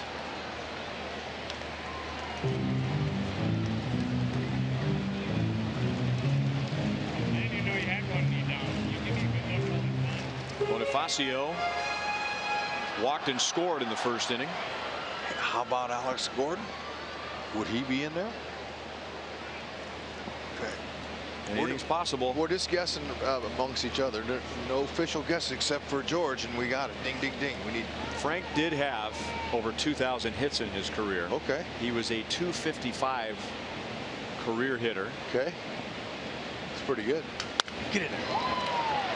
Polanco runs out and makes a nice play.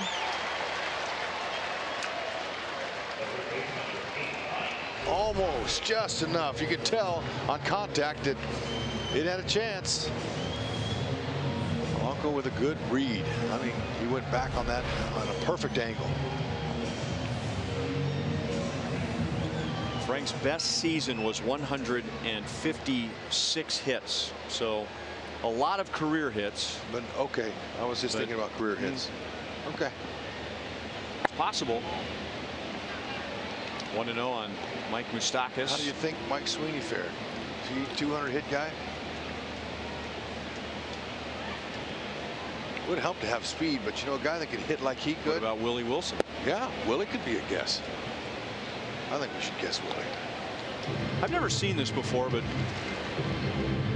Willie one year, and I brought this up before, he had 200 hits, 100 hits from each side of the plate. And I'll bet you can count on one hand. Jeez. How many switch hitters have done that? Now, many switch hitters have gotten 200 hits in a season, but you just don't normally get enough at bats as a right-hand batter to get that many hits.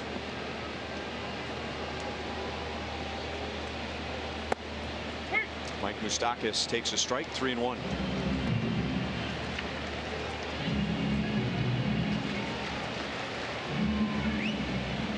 How about Billy Butler? Who I believe is in the house. That's what I'm thinking. Hey, Moose will take the walk. That is Gibson's second. Moose is 27th on the season.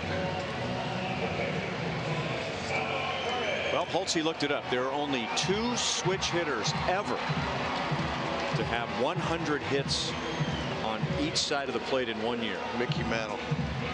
Incorrect. You might have played against him. Roberto Alomar. Nope. Sooner than that. Involved in a trade involving Ozzie Smith. Templeton. Gary Templeton. The only 2 switch hitters to have a 200 hit season with 100 hits from each side of the plate. Impressive. Yep. Just for that, I think Willie should be one of our guests. Garvin Alston is the new Twins pitching coach. He's out to chat with Gibson, with Moustakas at first, 2 down. Remember, we talked about that pitch count. 93 pitches, and there's 2 outs in the 5th inning. So they're already getting ready in the bullpen. That's Taylor Rogers.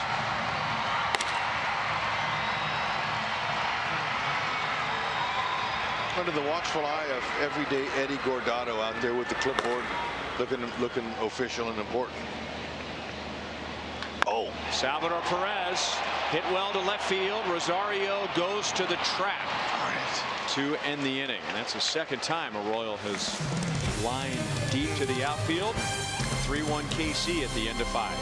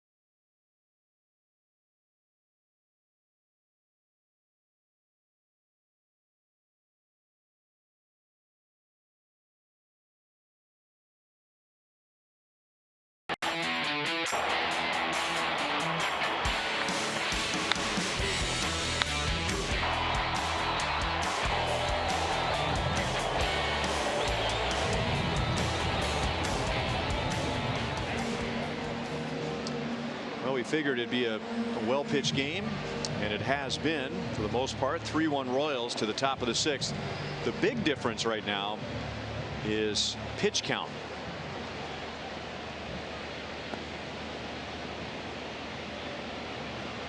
It'll be Grossman, Garver, and Kepler. One pitch and one out. Grossman is 1 for 3. So Danny Duffy is at 84 pitches in 5 1/3 innings. Kyle Gibson is at 94 pitches in 5 innings. There's nobody warming up in the Minnesota bullpen right now, but the moment he takes the mound in the bottom of the 6th, somebody will be warming up. So the Royals not only have the lead, having scored 3 runs in the first 5 innings, but they really drove up his pitch count. And pretty soon we'll be getting into what has been a struggling bullpen. 1-0 on Mitch Garver. Changeup is in there. 1 ball, 1 strike. Garver is grounded to short and walked.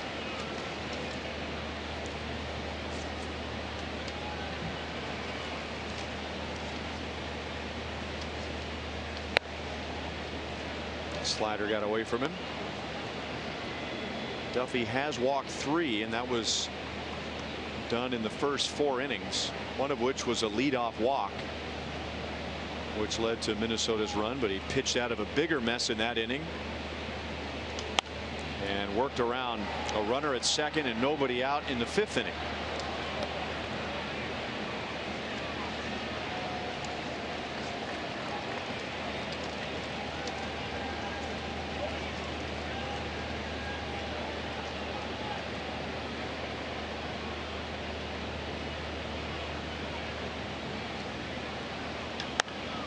Off the end of the bat, and Merrifield makes the play, 2 down, and Mitch Garver's 0 for his last 14. Enjoy $5 tickets with Price Chopper Ballpark deals available now exclusively through the Ballpark app. Get a $5 ticket for Sunday's game versus the Twins. Be one of the first 10,000 fans to the gates to receive a coffee mug featuring the 50th season logo. Presented by Subway. For information, visit Royals.com/ballparkdeal. It's a lively part of the stadium tonight. It sure is. Maybe more lively if they saw what they were going to get on Sunday. It's beautiful.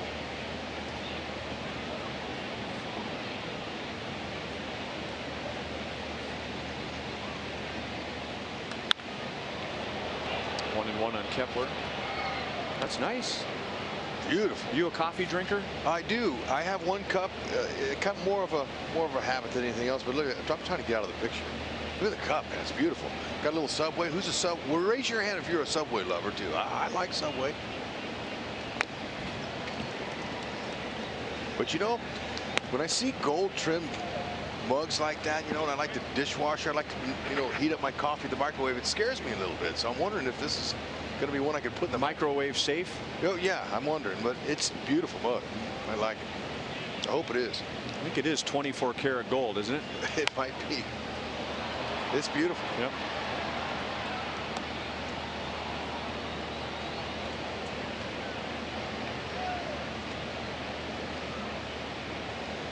One and two on Kepler, who has a single and a sacrifice fly driving in Minnesota's run. Breaking ball got him looking. Kepler didn't like it, but appeared to be on the edge of the strike zone. He says no, no, no. And Danny Duffy has given up 1 run in his last 19 innings.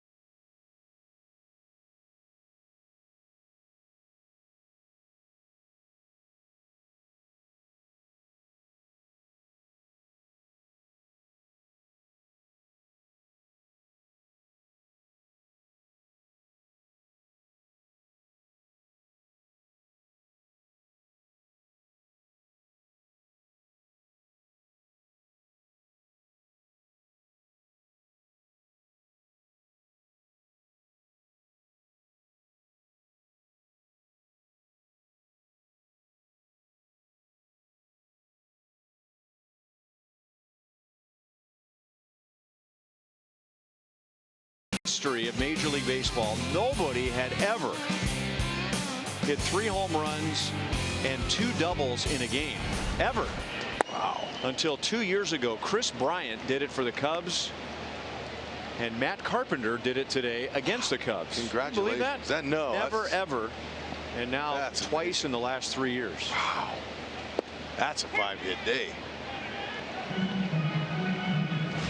That man right there, Danny Duffy, he's cruising. He's looking as good as he's ever looked.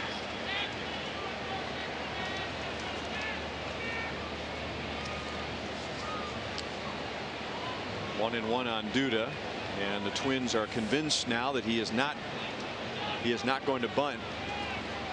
Go to the 4-man outfield, but they're going to need more outfielders than that. Lucas Duda gives the Royals a 4-1 lead.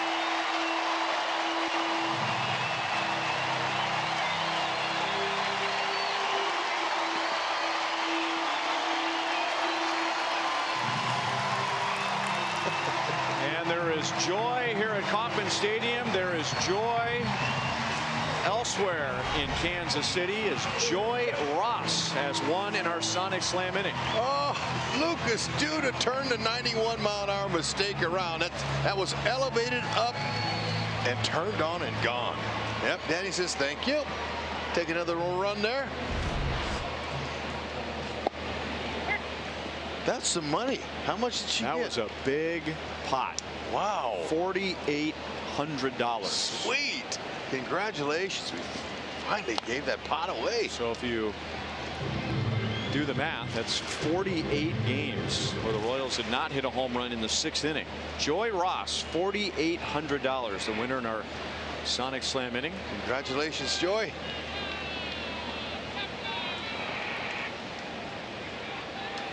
And by the way, we should say that we wish Abraham Almonte the best, who was released by the Royals during the break. Yep. He was a valuable hitter for the Royals. He had a Sonic Slam.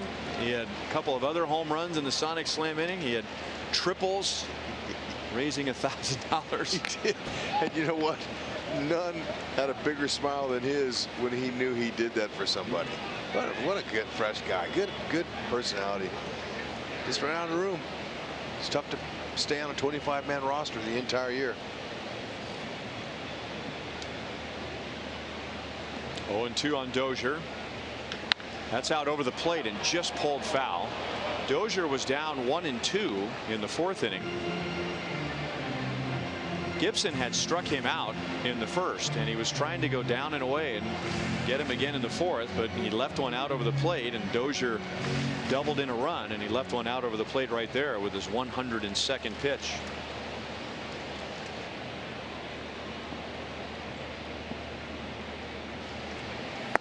And that's where he wanted to go. So Dozier is down on strikes. All right, how about a stat cat? Launch angle 32 degrees. Ball was hit at 105.1. Exit velo 417. That's how far it went. Look at the load. He loads his hips big time. Sets it down, but nothing else moves. That's important. Look at his head positions right on it, man. Great balance there. Loved it. And Molly's telling Gibson he's got to go. Lefty Taylor Rogers is a Chevy call to the bullpen. He'll get Alex Gordon when we come back.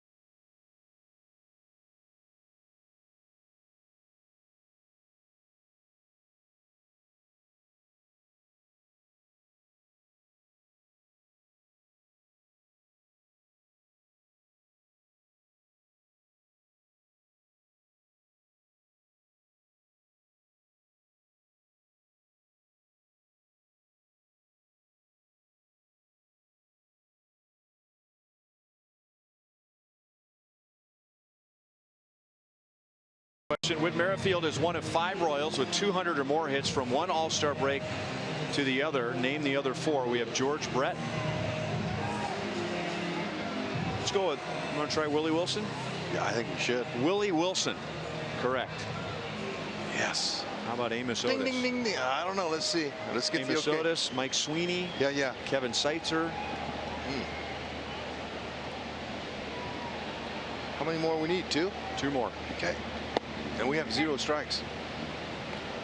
Here's Taylor Rogers. I like our chances. This is the 14th time that Taylor Rogers has come on to face Alex Gordon. And that's a good strikeout to walk ratio there. 40 against 8. Didn't get the call. 1 ball, 1 strike. Rogers can be tough. 88 to 94, 95 with his fastball. 2 different speeds to his curve. He's got one tighter than the other, slower, and a changeup. Alex not happy with that call.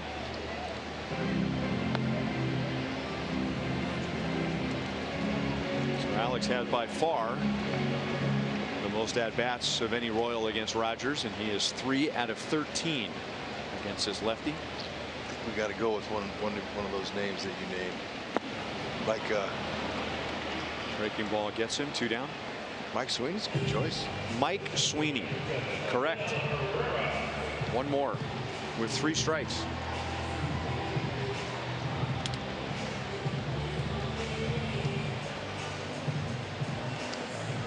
Well, I have Amos Otis and Kevin Seitzer on there. We have 3 strikes to go. You want to? Yeah. Let's do Amos Otis. Amos Otis. Strike 1. He's got a bobblehead coming out. Well, let's go with Seitzer. Let's go with Seitzer. Kevin Seitzer. Correct. Ding, ding, ding. How about that with Finally, 1 strike? We got back in the win column.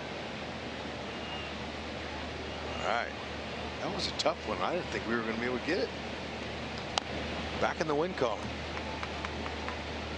About time we got back in there too, because their truck's kind of jumping out on us.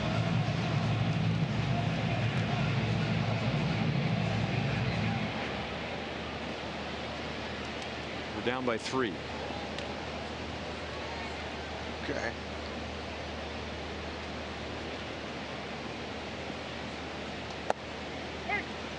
One and 2 on Rosell Herrera, who just missed his first major league home run in the 4th inning, putting Max Kepler up against the wall in center field.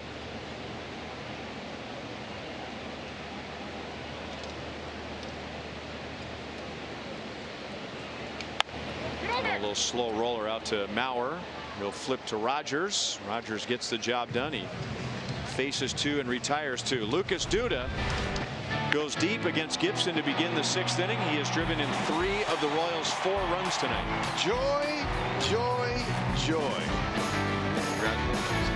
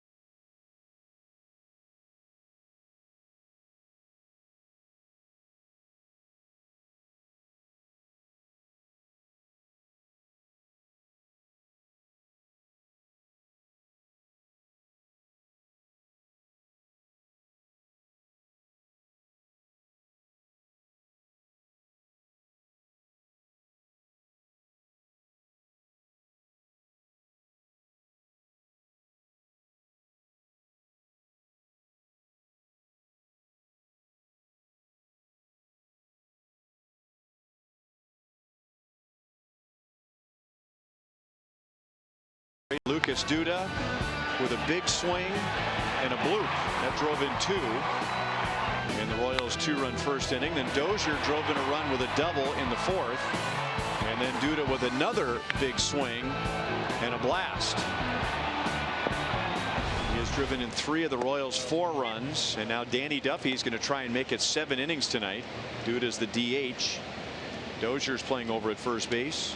Duffy's at 95 pitches. The bullpen is moving out in right field. It's 2-0 on Jorge Polanco. Good for Lucas. Lucas having a 3-for-3 night. McCarthy and Flynn. Minnesota will send up the 8, 9, and 1 hitters. And the last thing he wants to do is walk the leadoff man here in the 7th inning.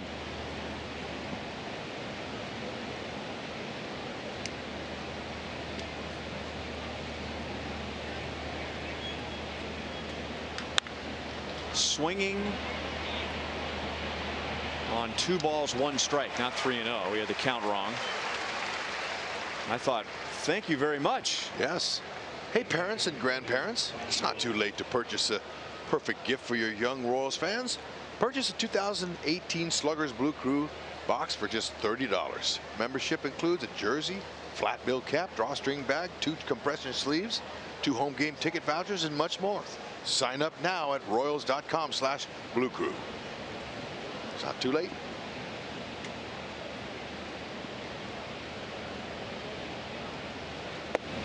Bobby Wilson's way out in front of a slider.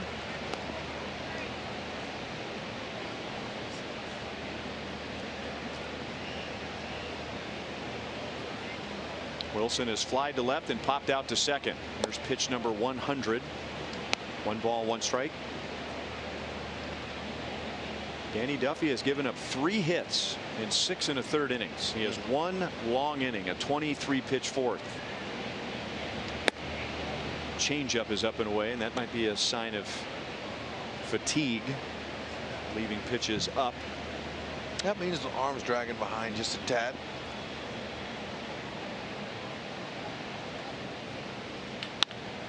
Moustakas lets one get by, and that ball was hit hard by Wilson.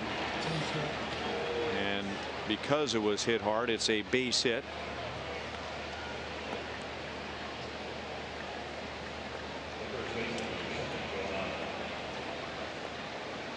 Here's the Pizza Ranch for the win pitching line for Duffy. 6 1/3 innings, 1 run, now 4 hits, 3 walks, 1 of which turned into a run, and only 2 strikeouts. He had struck out 13 Twins in his first 12 innings against Minnesota this year. Does not have a big strikeout night tonight, and now he begins his 4th time through the order. Down and away to Joe Mauer.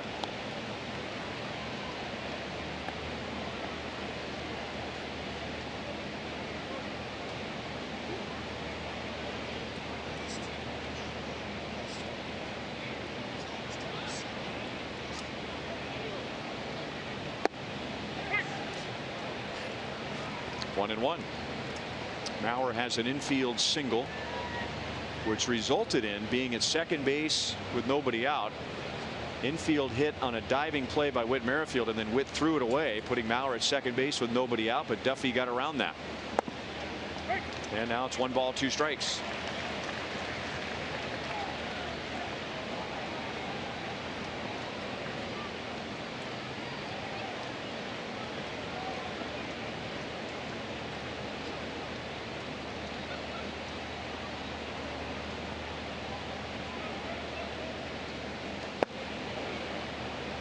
Two and two.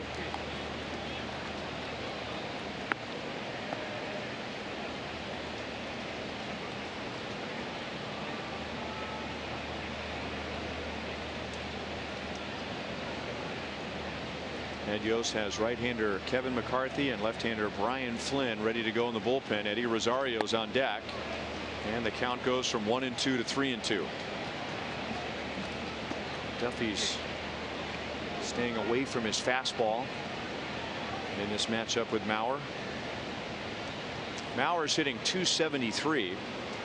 So it's not the same Mauer from 10 years ago, but he still has a good eye. Still 3-2. When he swings, when he unloads a swing, he puts the ball in play at the second highest percentage in the major leagues.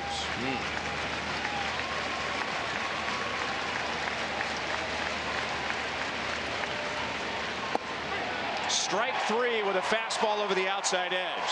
So he started him off with a lot of off speed and then put him away with a heater. Liked it. Duffy staying convicted and is able to paint the black on the outside part of the plate. That wasn't even really paint. That's just on the outside part. And good form. Mauer, you got to go.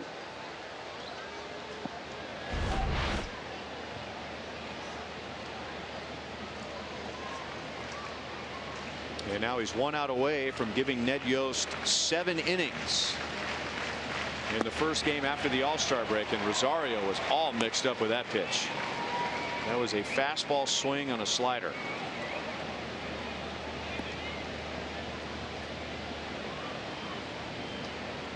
He reached on Duffy's error back in the 3rd inning, which did not turn into anything.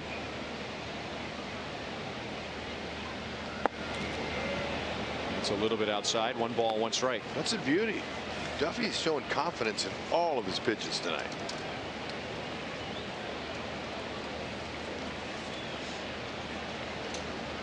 .111 pitches.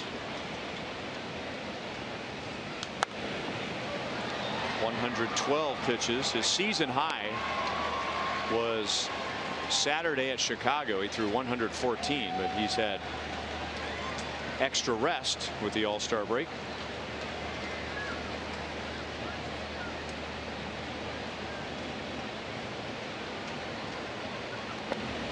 Really tried to overspin that breaking ball, and it barely reached the dirt. 2-2. Salvi showing soft hands there.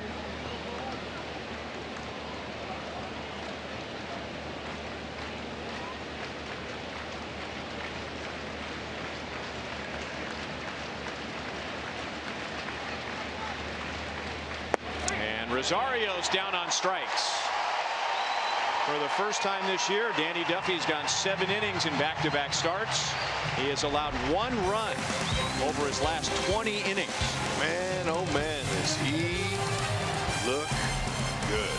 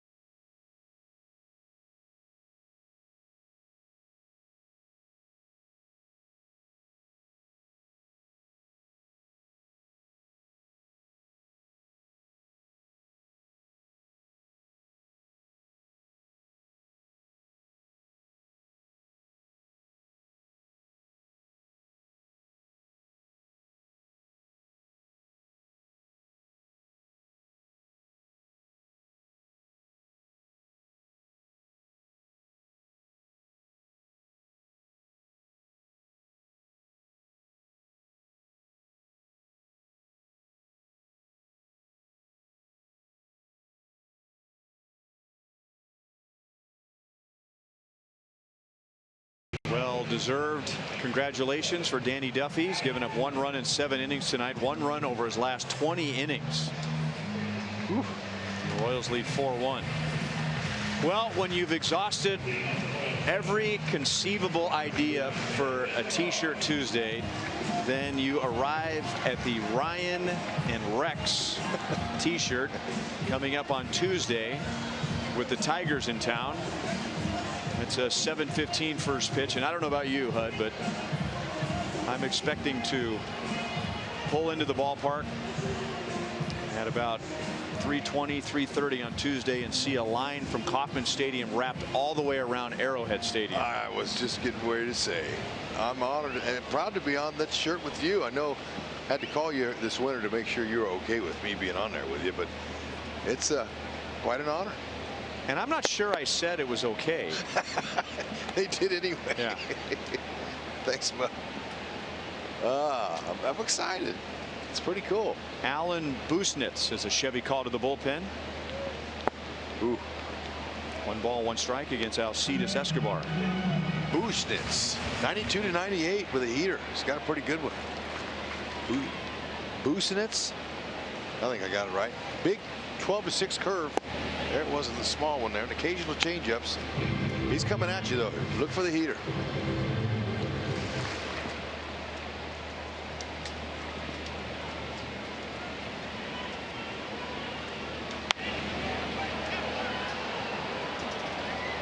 Two balls, 2 strikes. Escobar has singled and flied to center field.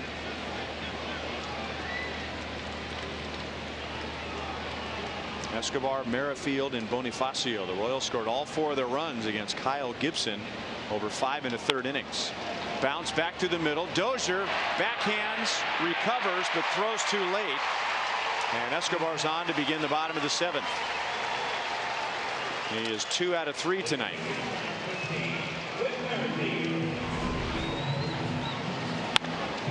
One, two, three. Three hopper came up on Dozier, tagged, but he couldn't find the handle first time around. Infield hit.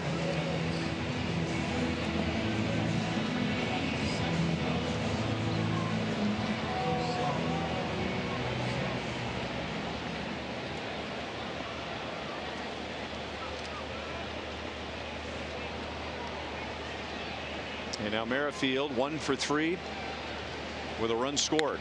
And now he drives it into right center field, but he didn't get all of it. And the right fielder Grossman was over toward right center. 1 down in the bottom of the 7th. If the Royals hit a triple in tonight's game, the Kansas City Honda dealers will make a $1,000 donation to the KC Urban Youth Academy.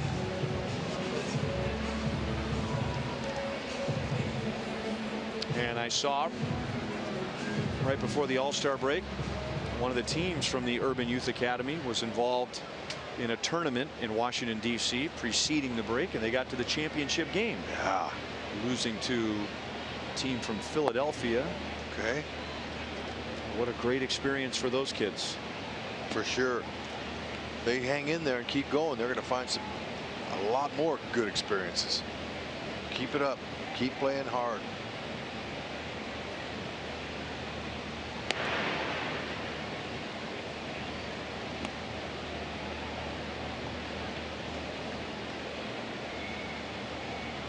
Bonifacio walked and scored in the first inning.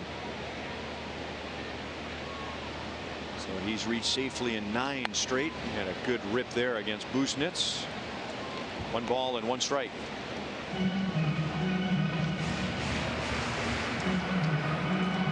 Jason Hamill will get the call in the top of the 8th inning, making his 3rd relief appearance for the Royals this year.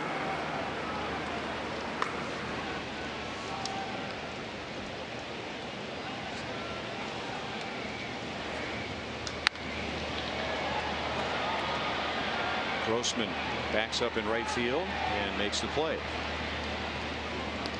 2 down.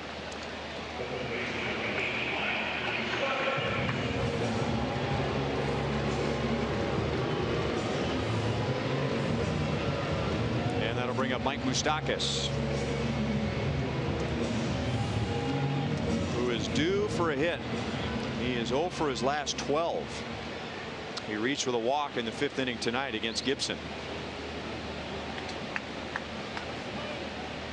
Still 1 home run shy of 20.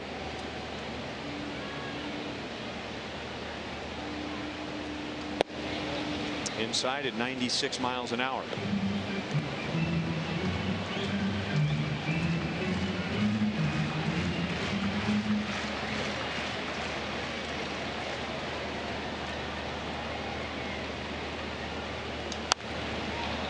Took a shot at left field. 1 ball, 1 strike. Yep, catcher Bobby Wilson setting up on the inner half, trying to jam Moose, but you know, pitcher can't put it there every time. That was a good swing on a miss there by Busenitz. Mike Moustakas has 2 at-bats against his pitcher, and in one of those at-bats he hit a home run. 2 balls, 1 strike.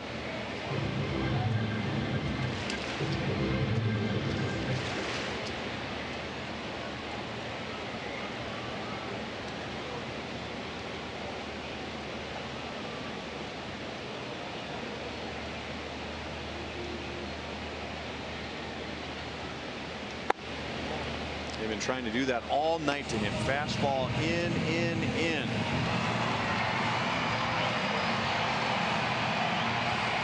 Especially as hard a thrower as this young man is here, you don't have to do a lot. You don't have to gear up. I mean, Moose is a really good handsy type hitter. He didn't have to do much. Just drop the head of that bat on there.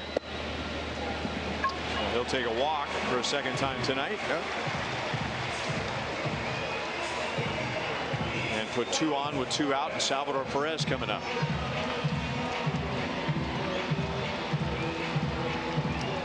Salvi basically got 1 slider after another from Kyle Gibson, who struck him out twice, and then Salvi lined to the wall in left field in the 5th inning.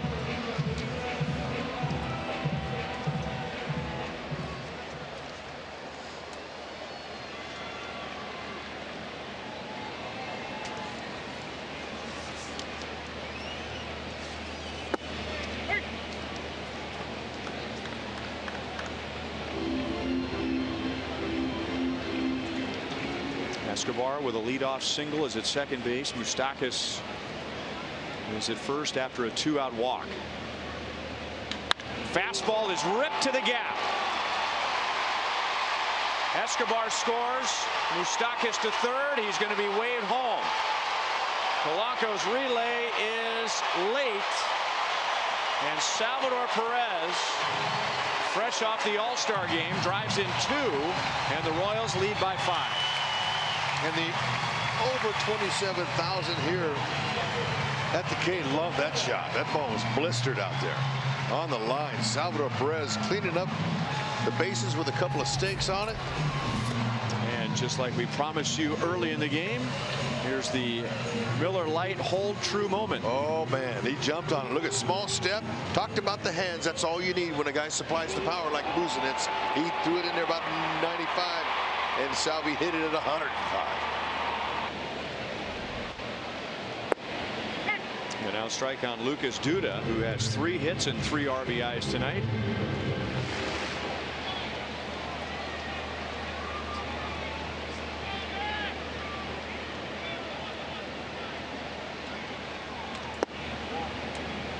One ball, 1 strike. Oh, we brought it up early in the game. Curious to see, even as celebrated and decorated as Salvador Perez is, what that All-Star game appearance meant to him with his numbers down the way they were. Loop to left. Rosario is there, and the Twins retired Duda for the first time tonight. But right before he came to the plate, Salvador Perez gave the Royals bullpen a 5-run lead.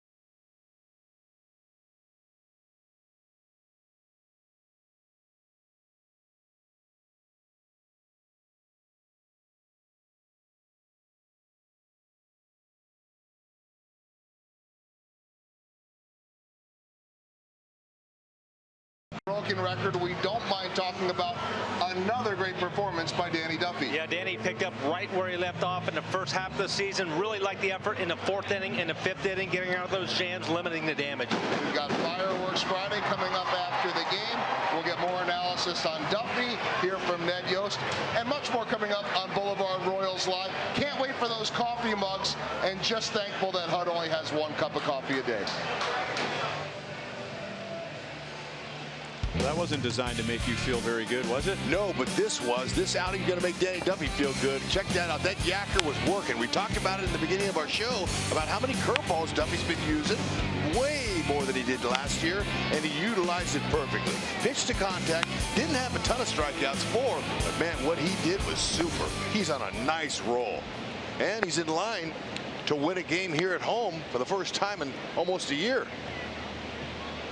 He's got to see if they can seal the deal. Hamill, it's hammer time. In his new role now, pitching out of the bullpen, and he was going to get the 8th inning even when the Royals were still in a save situation.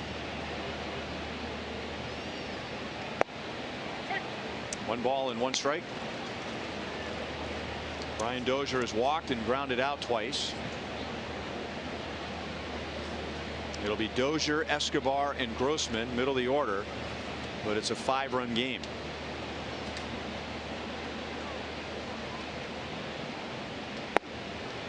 For Hamill, pitching out of the bullpen now, the official statistics will say that this is the first time since the middle of September in 2014, but that's not completely accurate.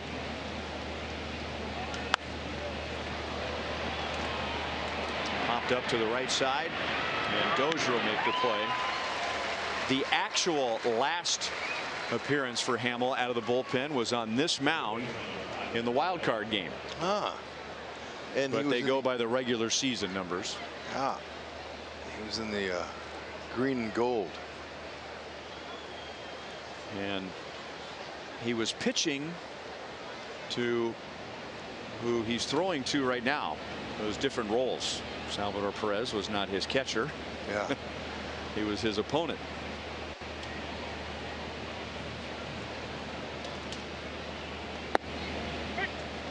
Fastball with movement, in for a strike to Escobar, who has scored the only Minnesota run tonight, turning a leadoff walk into a run back in the 4th inning. That made it a 2-1 game, and now the Royals have scored the last 4 runs. Breathe a little bit easier. Hamill's got a little bit more on his fastball now that he can conserve. He knows he doesn't have to throw a lot of pitches. He can turn it up a little bit. Mid-90s. Saw that movement on his fastball there at 93. Has good 2-seam action. He's got a nice curve. Slider change. Mainly 2-seamers.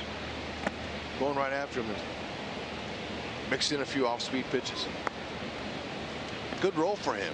He's liking it. I agree. I've wondered that all year, especially when the back end of the bullpen was struggling for defined roles. How would Jason Hamill do in 1 inning if he whittled himself down to fastball slider?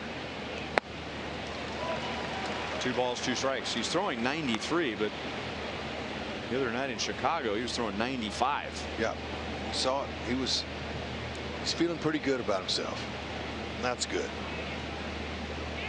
Find a role that makes you useful and helpful for the team.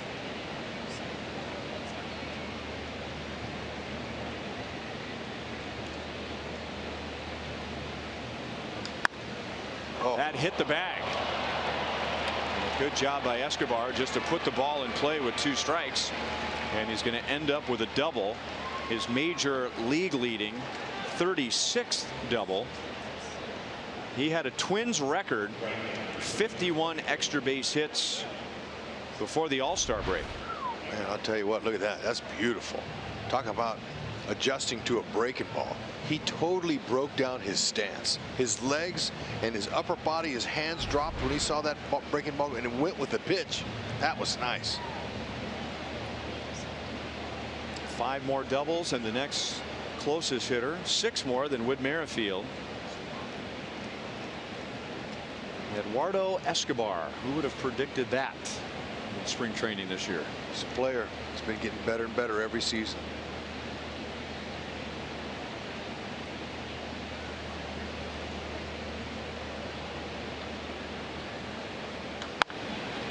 It's right to Whit Merrifield, and I was just going to bring up Whit. Grossman is 1 for 4 with that out. There's a few players in the last few years who have really redefined themselves. Jose Ramirez, a few years ago, he was an extra guy who could play around the field, energy guy, good defensive player. Eduardo Escobar, same guy. Whit Merrifield, same guy. And they've all turned themselves into everyday players. Because of their versatility, there have been needs at different places in the field, and they continue to play, and they continue to get better. That's exactly right. And players, 0-1 on Garver. you know, they're not satisfied. They playing hungry, just like Whitley. Whitley's plays with a little chip on his shoulder. And a lot of players do that. You have to survive here sometimes.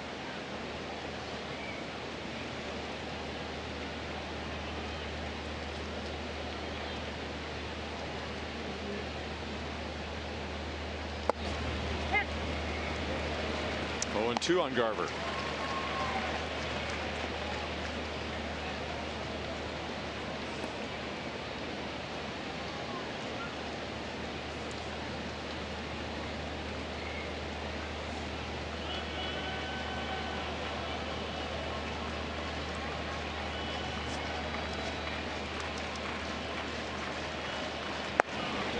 Right where he wanted it. Salvador Perez points his glove to Hamill. That's what he had in mind. Tempting, but a pitch that ended up out of the strike zone.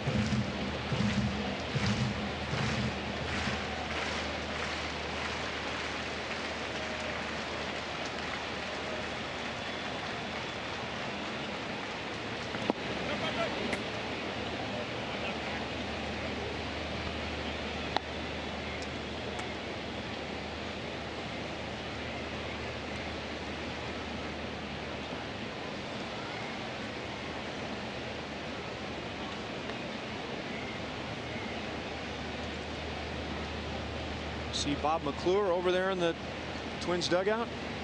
Max here? Yeah, there he is. He's now an advisor with the Twins. I didn't know that. Yeah. Former Royals pitcher, former Royals pitching coach. Most recently was pitching coach with the Phillies. One of the real good guys and interesting guys in the game. For sure. 3-2. Guy helped me a lot. We were teammates on 2 teams together. After games, I'd ask him, Mac, man, I'm swinging at a lot of bad pitches. He told me, why would anybody throw you a strike? You swing at everything. Why don't you take a chill pill, relax a little bit up there? Wow, thanks, Mac. Good advice. Good guy. A lot of experience. Had one of the best pickoff moves I ever saw. Pitched parts of 19 seasons in the big leagues. He did.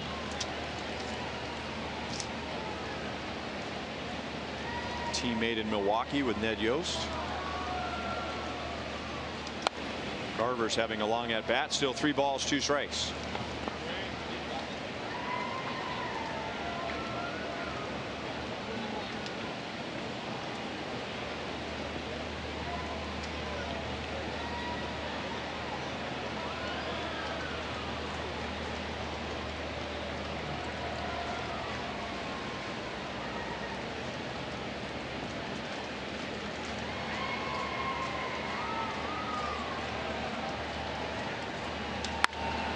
Right center field, slicing. Herrera dives, and it's under his glove. So Garver ends a long slump with a triple, and he drives in Escobar. It is 6-2. Garver had been 0 for his last 14. It looked like Rosell was going to get to it. He was closing, took a good route, just couldn't quite get his glove underneath. And he looked like he was starting to lose his balance with the last few strides as he was running and leaning at the same time, which is hard to do.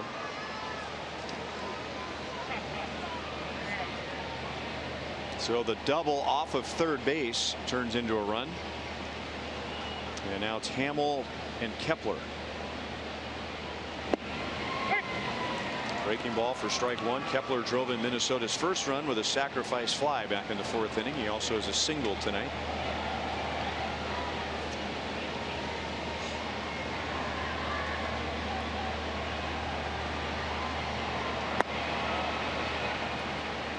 One ball, one strike.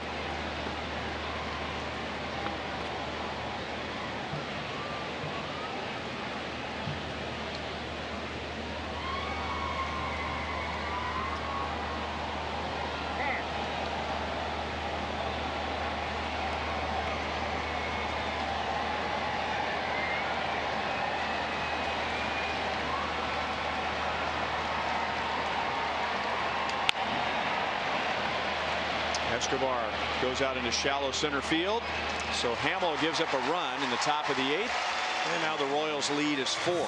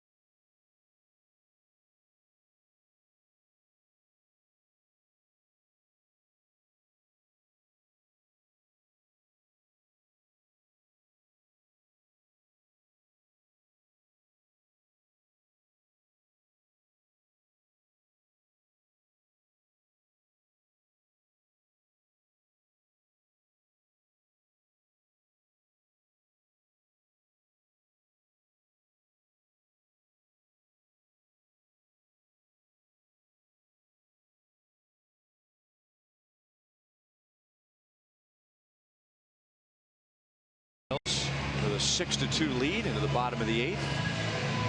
Brian Flynn, who pitched at Wichita State, was warming up earlier in the game, but most likely will not appear unless the Royals have a huge inning here in the bottom of the eighth. Matt Belisle, who was Minnesota's closer for much of the second half last year, re-signed with Minnesota not long ago after beginning the year with Cleveland. He'll get the bottom of the eighth. Yep, Belisle's a veteran that still has good stuff, and he's got plenty to offer. 89 to 94, 95 with his heater.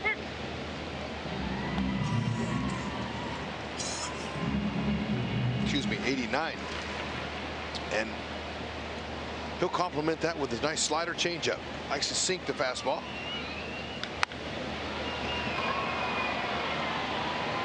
Dozier lifts it to right center field, and that's Grossman, the right fielder. And Dozier is 1 for 4. MLB.TV is now available at a lower price for $82.99. Watch every out-of-market regular season game live or on demand. Your subscription includes MLB At Bat Premium, allowing you to watch live baseball on your favorite supported devices. Blackout and other restrictions apply. Visit MLB.TV to take advantage of this special offer.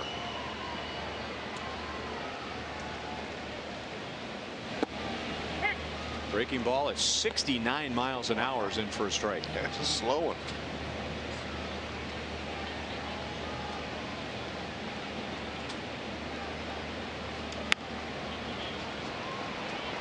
That will drop foul, and it's 0-2 on Alex.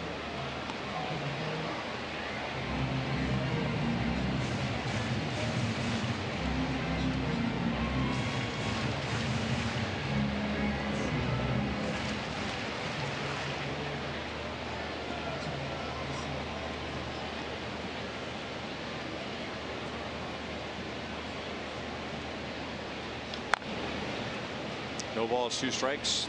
If you like to keep close tabs on scoring the game, when Minnesota was batting back in the 3rd inning, Eddie Rosario reached on an error by Danny Duffy. That has now been changed to a base hit.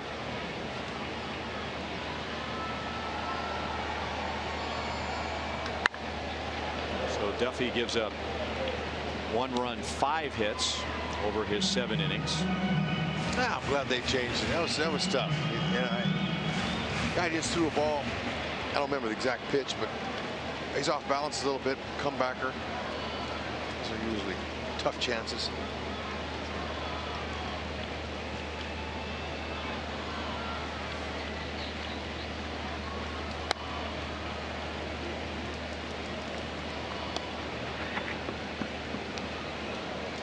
Interesting debate when you talk about unearned runs. Should a pitcher's error still be an unearned run? Wow. Pitchers will say yes. 1 ball, 2 strikes. The pitcher's argument is, once I deliver the ball, I'm no longer a pitcher. Now I'm a fielder. And the other side of that is, earned runs and unearned runs are designed to protect the pitcher's numbers. Plays that weren't his fault, but if it was his error, it's his fault.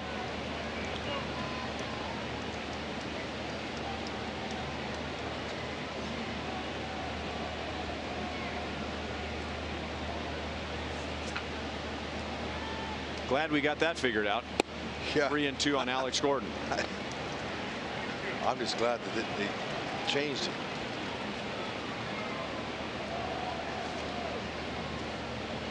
Not as glad as Eddie Rosario is. You're right.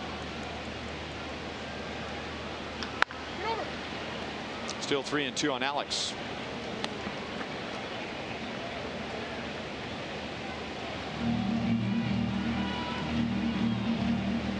Alex Gordon in his career has more home runs and RBIs against Minnesota than any other team.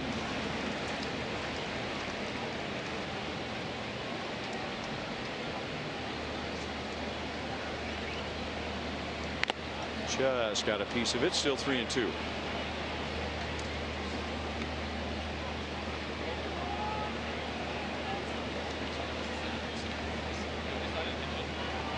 And that would be 26 home runs and 85 driven in, and hitting just under 300 in his career against Minnesota.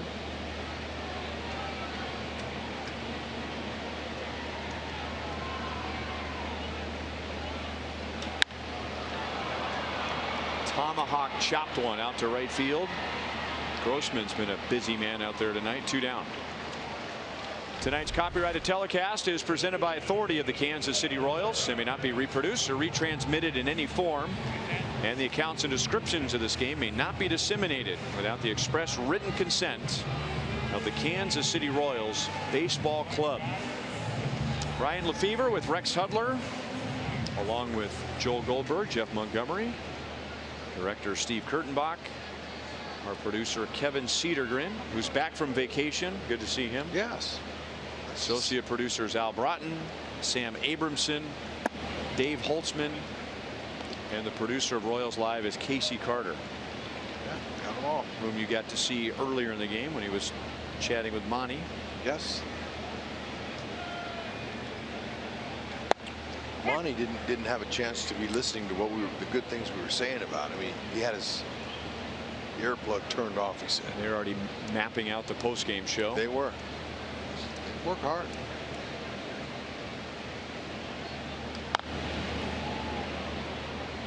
One and 2 on Rosell Herrera. He is 0 for 3, but almost hit his first major league home run back in the 4th inning.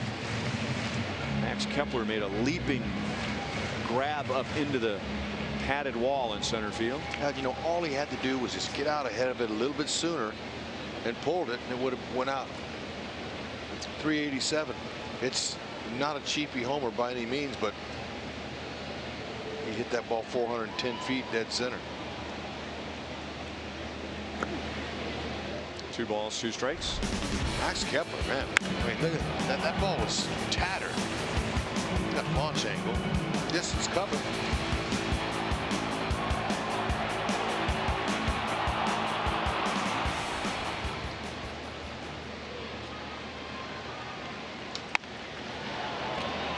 Well hit to left field, but Rosario is there. So we go to the 9th.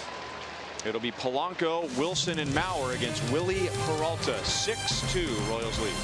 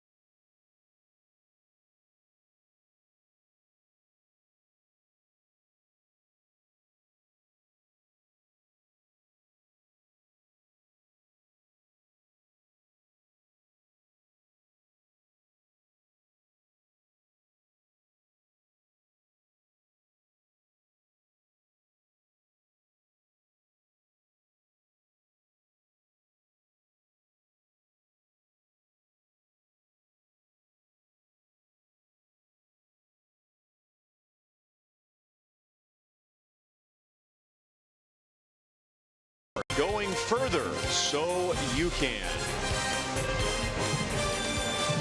6-2 Royals. Danny Duffy gave up 1 run in 7 innings. Lucas Duda has driven in 3. Salvador Perez has driven in 2. Hunter Dozier has an RBI, so a good start after the All-Star break. And Willie Peralta, who's been serving as the Royals closer, comes in a non-save situation. And he'll get Polanco, Wilson, and Mauer. Seems like he's found a nice role after being a starting pitcher most of his career. He's settled in right here in a Royals number 43, looking pretty good. Got a good hard fastball, mid-90s, overhand curve, changeup.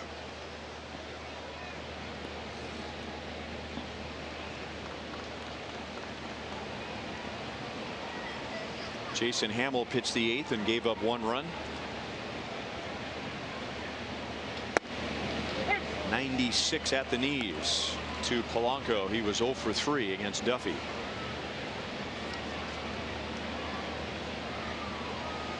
We're talking about Hamill making the transition from starter to reliever. A couple of years ago, Willie Peralta was the Brewers' opening day starter.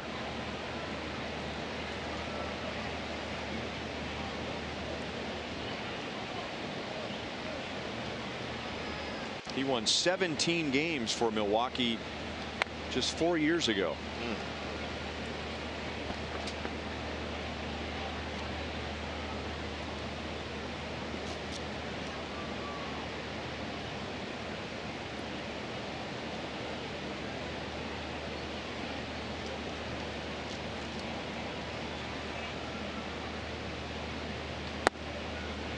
.97 miles an hour. 2 balls, 2 strikes.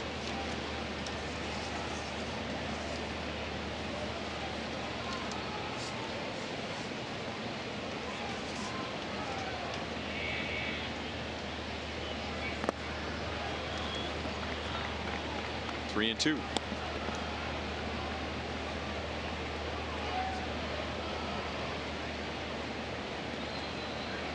Royals can hang on. They would take a 4-3 lead over Minnesota in the season series. Last year, Minnesota won the season series. That ball's cranked out to deep center field and off the wall. Polanco lost his helmet as he rounded first base, and he's into second with a leadoff double.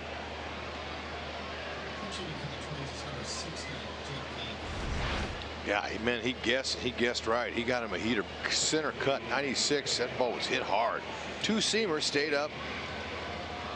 You know, Polanco, he might be the player they missed the most this year. Now, they've had some injuries, and they've had some demotions from their Sano, their power-hitting third baseman. Center fielder Byron Buxton has been missing. I mean, they missed some chips. But this young man right here, he knocked in 74 runs last year. I mean, that's a lot of run production from your shortstop. They missed him the most, serving that suspension early this year. This is Jake Cave pinch hitting for Bobby Wilson.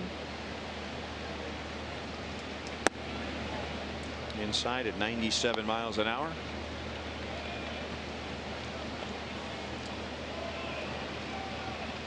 He finished the so-called first half, hitting safely in 9 of his last 10 games.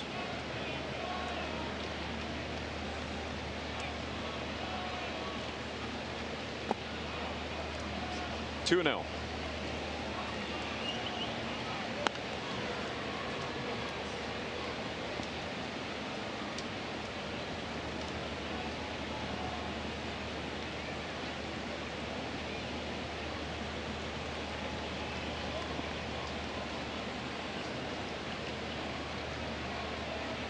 Royals scored 2 in the 7th inning to make it 6-1. Minnesota got a run in the 8th. Last year in the season series, a big item between these two teams was scoring in the later innings, and Minnesota just dominated the season series in the later innings. There's a good pitch. 2 balls, 1 strike. So far this year, the Royals have outscored Minnesota in the 7th inning or later, but last year it was no contest. Minnesota won a lot of games against the Royals late.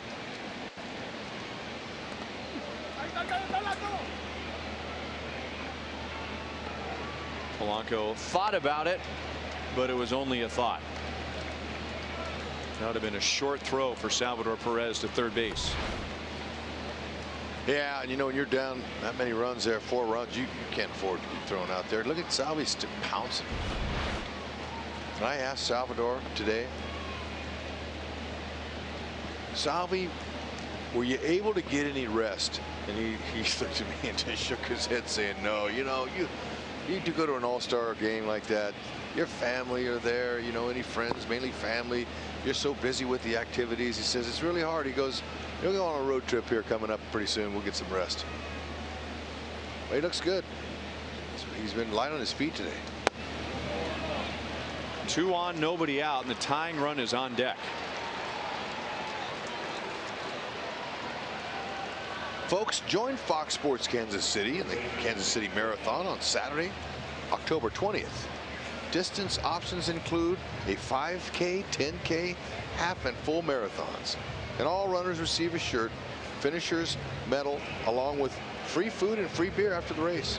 Start your training and get registered at kcmarathon.org.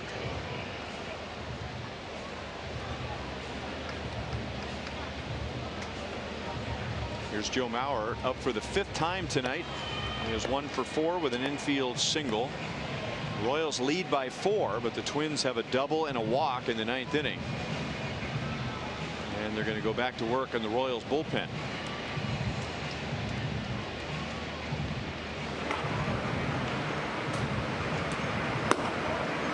Brandon Mauer begins to loosen up.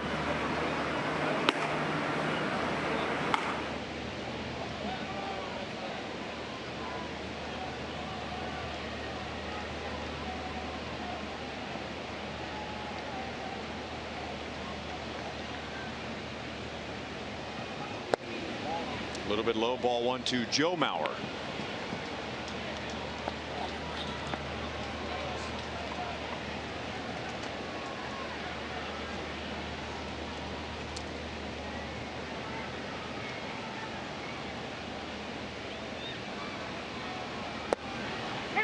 1-1.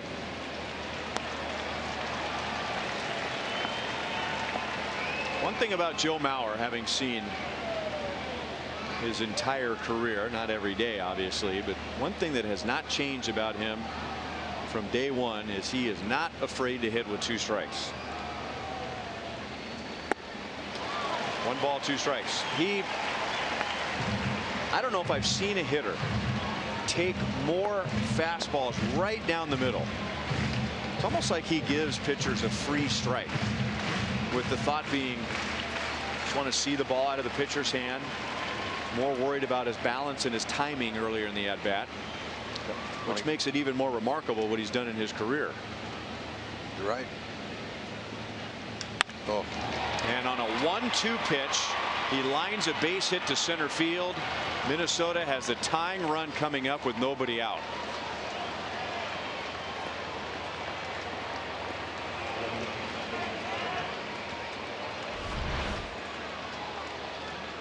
Mauer's not going to do too much, and he didn't take that one down the middle.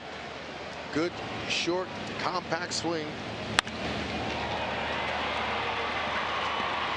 Keeping the line moving.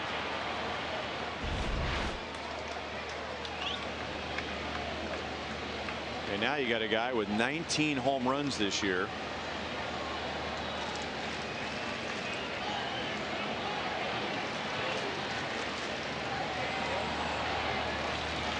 Eddie Rosario 1 for 4 with an error turned into a single back in the 3rd inning.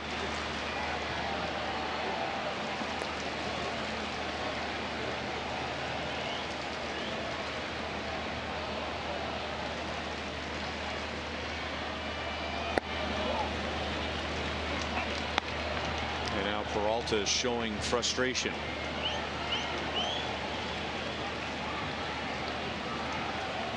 Is that a good thing? We're about to find out. 1 ball, 1 strike. For the most part, this is not a sport that rewards angry players. It usually works against you when you get angry. But for some, it's a kick in the rear end. Hope it works. 1-2. 27,719 are here. Many of whom were figuring it was going to be a pretty easy Royals victory after 2 runs in the bottom of the 7th. Fireworks after the game tonight. Now many are on the edge of their seats. Popped up, and that's backing out of play.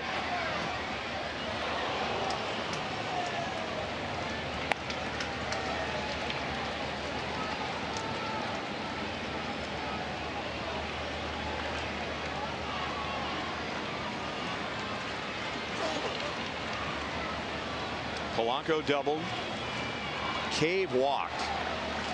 And then Mauer on a 1-2 pitch single to center to load the bases.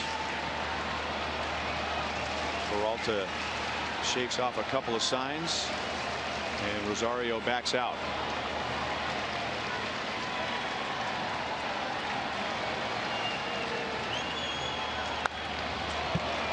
Still 1-2. Like he was guessing right on that changeup. He was on it. I don't know if he had one good swing against Danny Duffy tonight, even though he had an infield hit. He hasn't had a bad swing yet in this at bat. Oh, he's been on everything.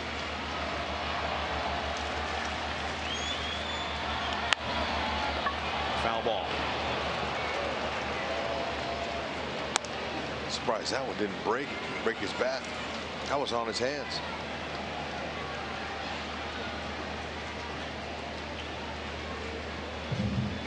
You know, he's a free swinger. There's no question about it. He's a free swinger, and that's tough to pitch to a guy like that. Got 2 strikes on him. He's going to swing at pitches that are out of the zone. It's a foul ball. Too bad. Dozier with a great pickup there.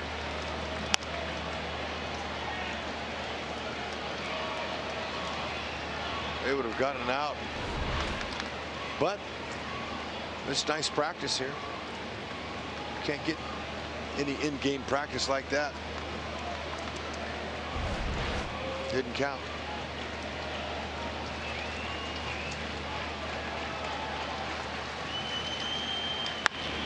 On the ground to Merrifield. Out at second. No double play. Minnesota gets a run. It wasn't really hit hard enough for a double play. So the Royals here will trade an out for a run. And that keeps the tying run at the plate.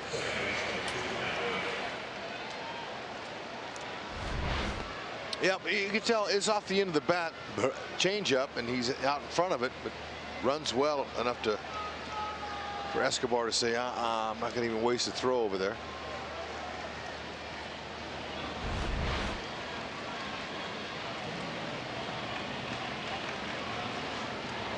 And now Dozier, who is 0 for 3 with a walk.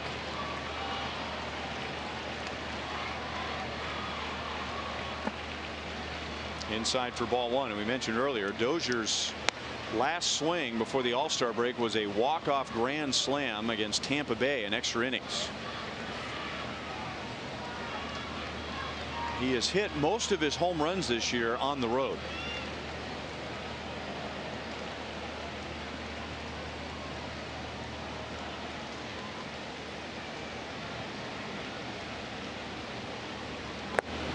Two balls and no strikes.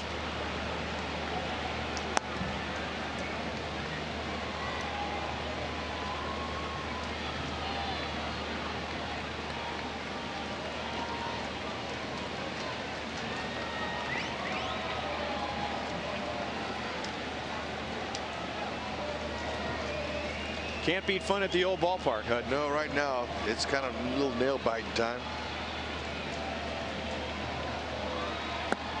3-0. I'm not so sure Peralta wants to give Dozier the opportunity to have an impact. Yeah, but that guy Escobar is on deck. He's as good a hitter as you're going to face. Oh. And he has 14 home runs. Yeah. And that's Eduardo Escobar. Not just any Escobar. Good location. 3 balls, 1 strike.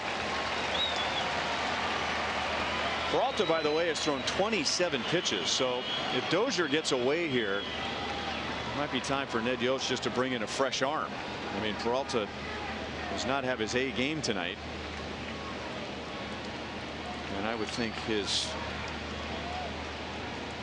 tank is running low.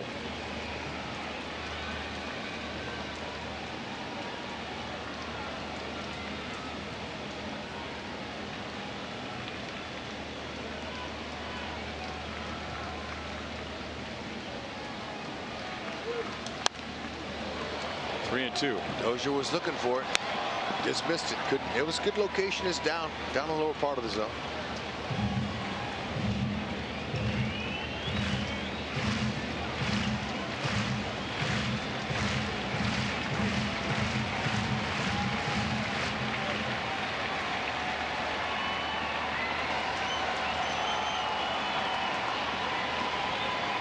Can he get another fastball?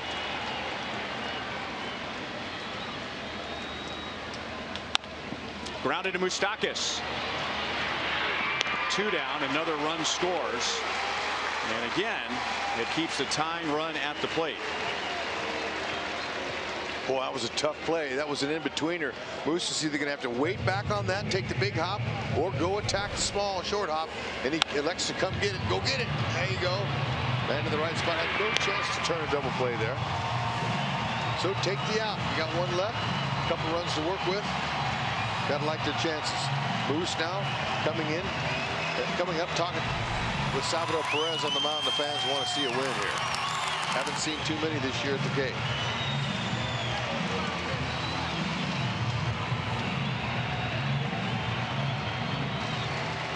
So he's going to throw at least 30 pitches in this inning. And Ned Yost is going to stay with Peralta. Mauer's just standing on the mound out there, ready to go. Peralta has thrown 32 pitches for a season high this year. And now Now the crowd's trying to give Peralta a little extra. Breaking ball is low for ball one.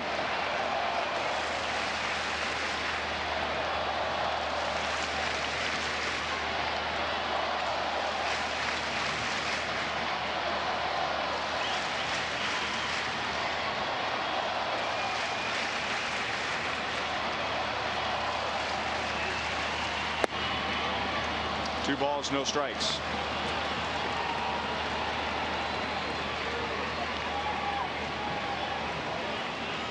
It has been a struggle for Peralta since his first pitch of the inning.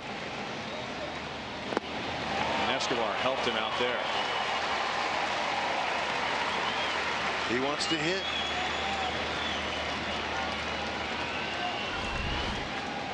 He's guessing. Tricked him.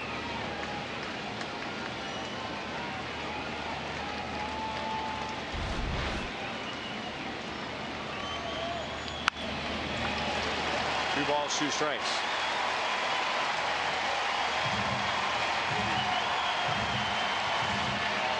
At the risk of being over dramatic, Escobar swinging at that 2-0 curveball might have been the most important pitch of this inning. I agree. Otherwise, it's 3-0. And you got the tying run on base with Grossman with power coming up.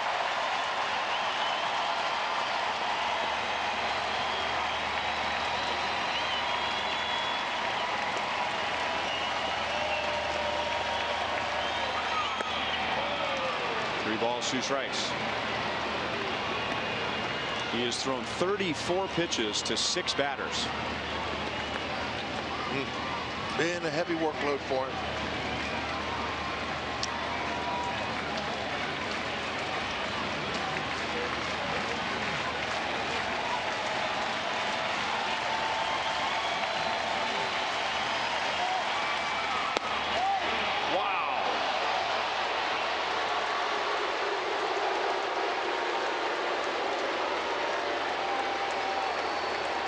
Ned wanted that call, so did Peralta. And when you're not throwing strikes, it's hard to get calls that way. Yeah. Good point. So, and that's not where the target was at all either. I mean, there's very few umpires, and I don't care what any expert says, there are very few umpires that when the pitcher misses the target that badly and it's still a strike, we'll still call it a strike.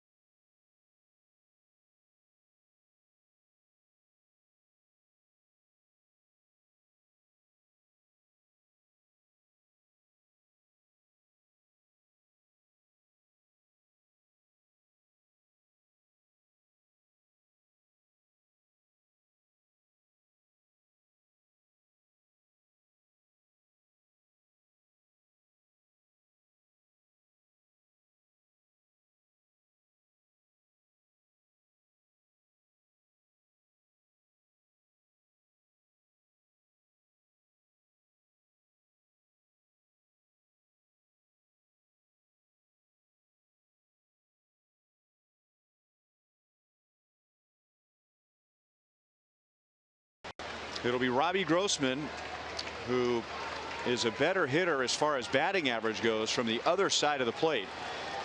That's a tying run at first base. Eduardo Escobar and Brandon Maurer, who does not have a save this year, is called on to get one out without allowing the runner from first to score.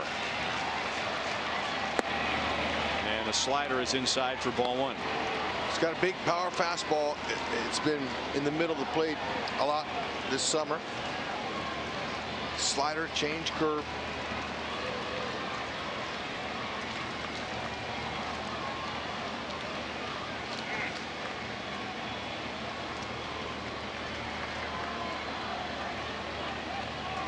I don't know about you, but when this one's over, I think we need another 4-day break.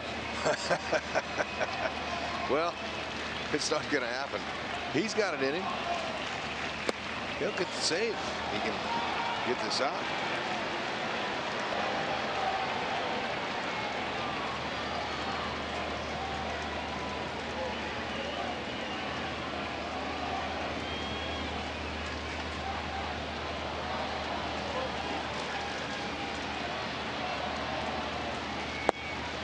Two and one.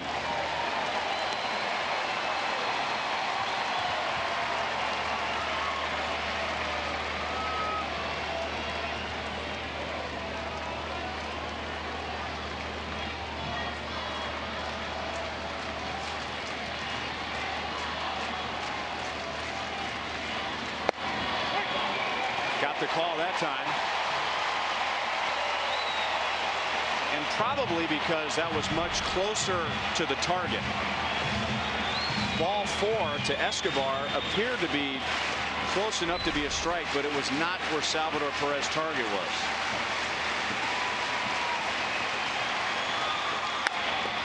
To Escobar, no play. He was screened by the runner, Rosario, going second to third. And I don't know if Merrifield had a chance to get to second base on that play, but Escobar was left with throwing to first, and there was no play. And nope, it's hit too hard. Merrifield, I don't believe could have gotten there anyway, but he was screened just like you said. See where the runner is on contact, and believe me, and a ball hit that hard, he's lucky he got in front of it and knocked it down. That saved a run. So now the tying run is in scoring position. And it's Mitch Garver, who has an RBI triple tonight, putting an end to an 0 for 14.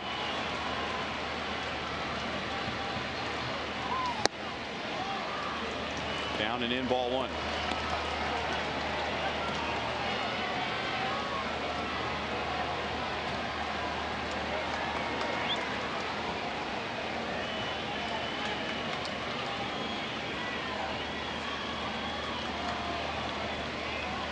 Royals pitchers have thrown 41 pitches in this inning. So far, Minnesota has 2. Strike at 96, 1 ball, 1 strike.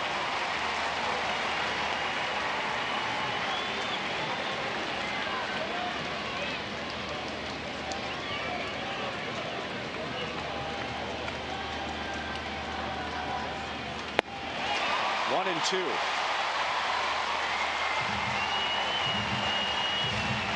Very few times in this inning a Royals pitcher has been ahead in the count.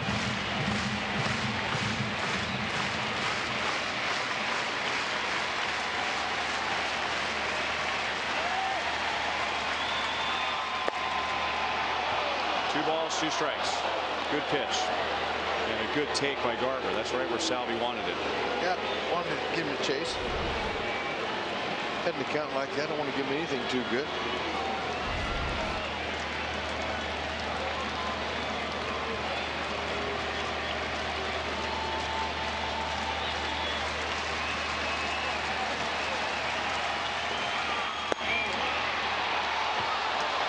Two.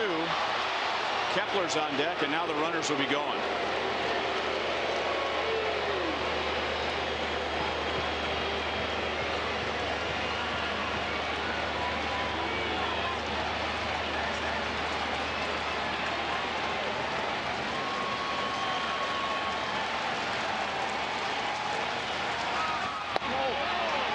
Inside for ball 4.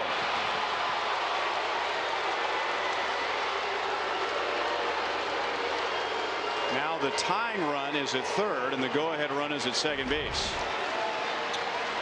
Just can't execute the pitch where they've needed to. several opportunities to end this one have not been ended. 3 runs, 3 hits, 3 walks. And now Kepler takes a stride. And Mauer's ahead in the count. 48 pitches thrown in this inning.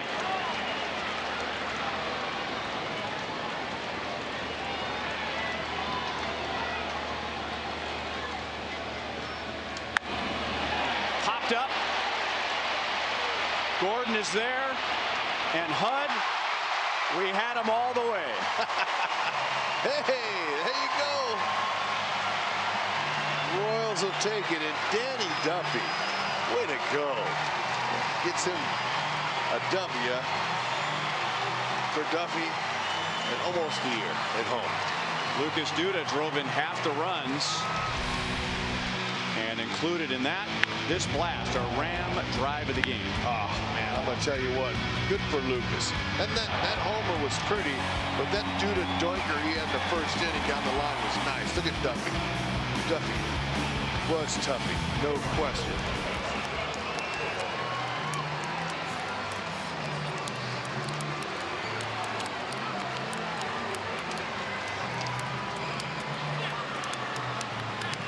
So Mauer gets his first save. Danny Duffy improves to 6-8. He now has the second best ERA against the Minnesota Twins. With 15 or more starts, he gave up 1 run in 7 innings. He has allowed 1 run over his last 20 innings. Mentioned Lucas Duda drove in 3. Salvador Perez in his first game back since the All-Star game drove in 2, and he's standing by with Joel.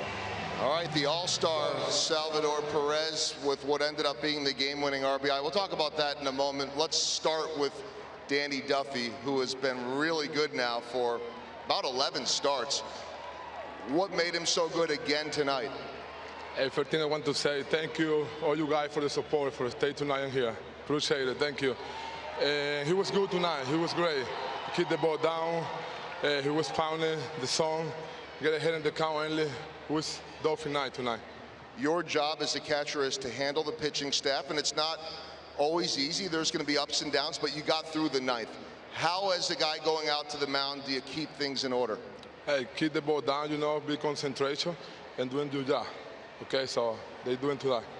And you never know when you need those extra runs. How about that big hit in the game-winning RBI? It's pretty good. You guys know me. I like to compete to the last out. So I got a good pitch to hit, and I hit a double, and we won the game. Last thing, you thank the fans. What did it mean to you to represent the Kansas City Royals as the starting catcher for the 5th year in a row? Also, thank you, guys. Thank you. You guys the best fan in the world. Thank you. Great win tonight. Nice job, Salvi. Salvador Perez, the All-Star and the game-winning RBI. And his son runs out in the field and gives him a big hug. It was a nail biter, but the Royals win it 6-5. We'll be right back.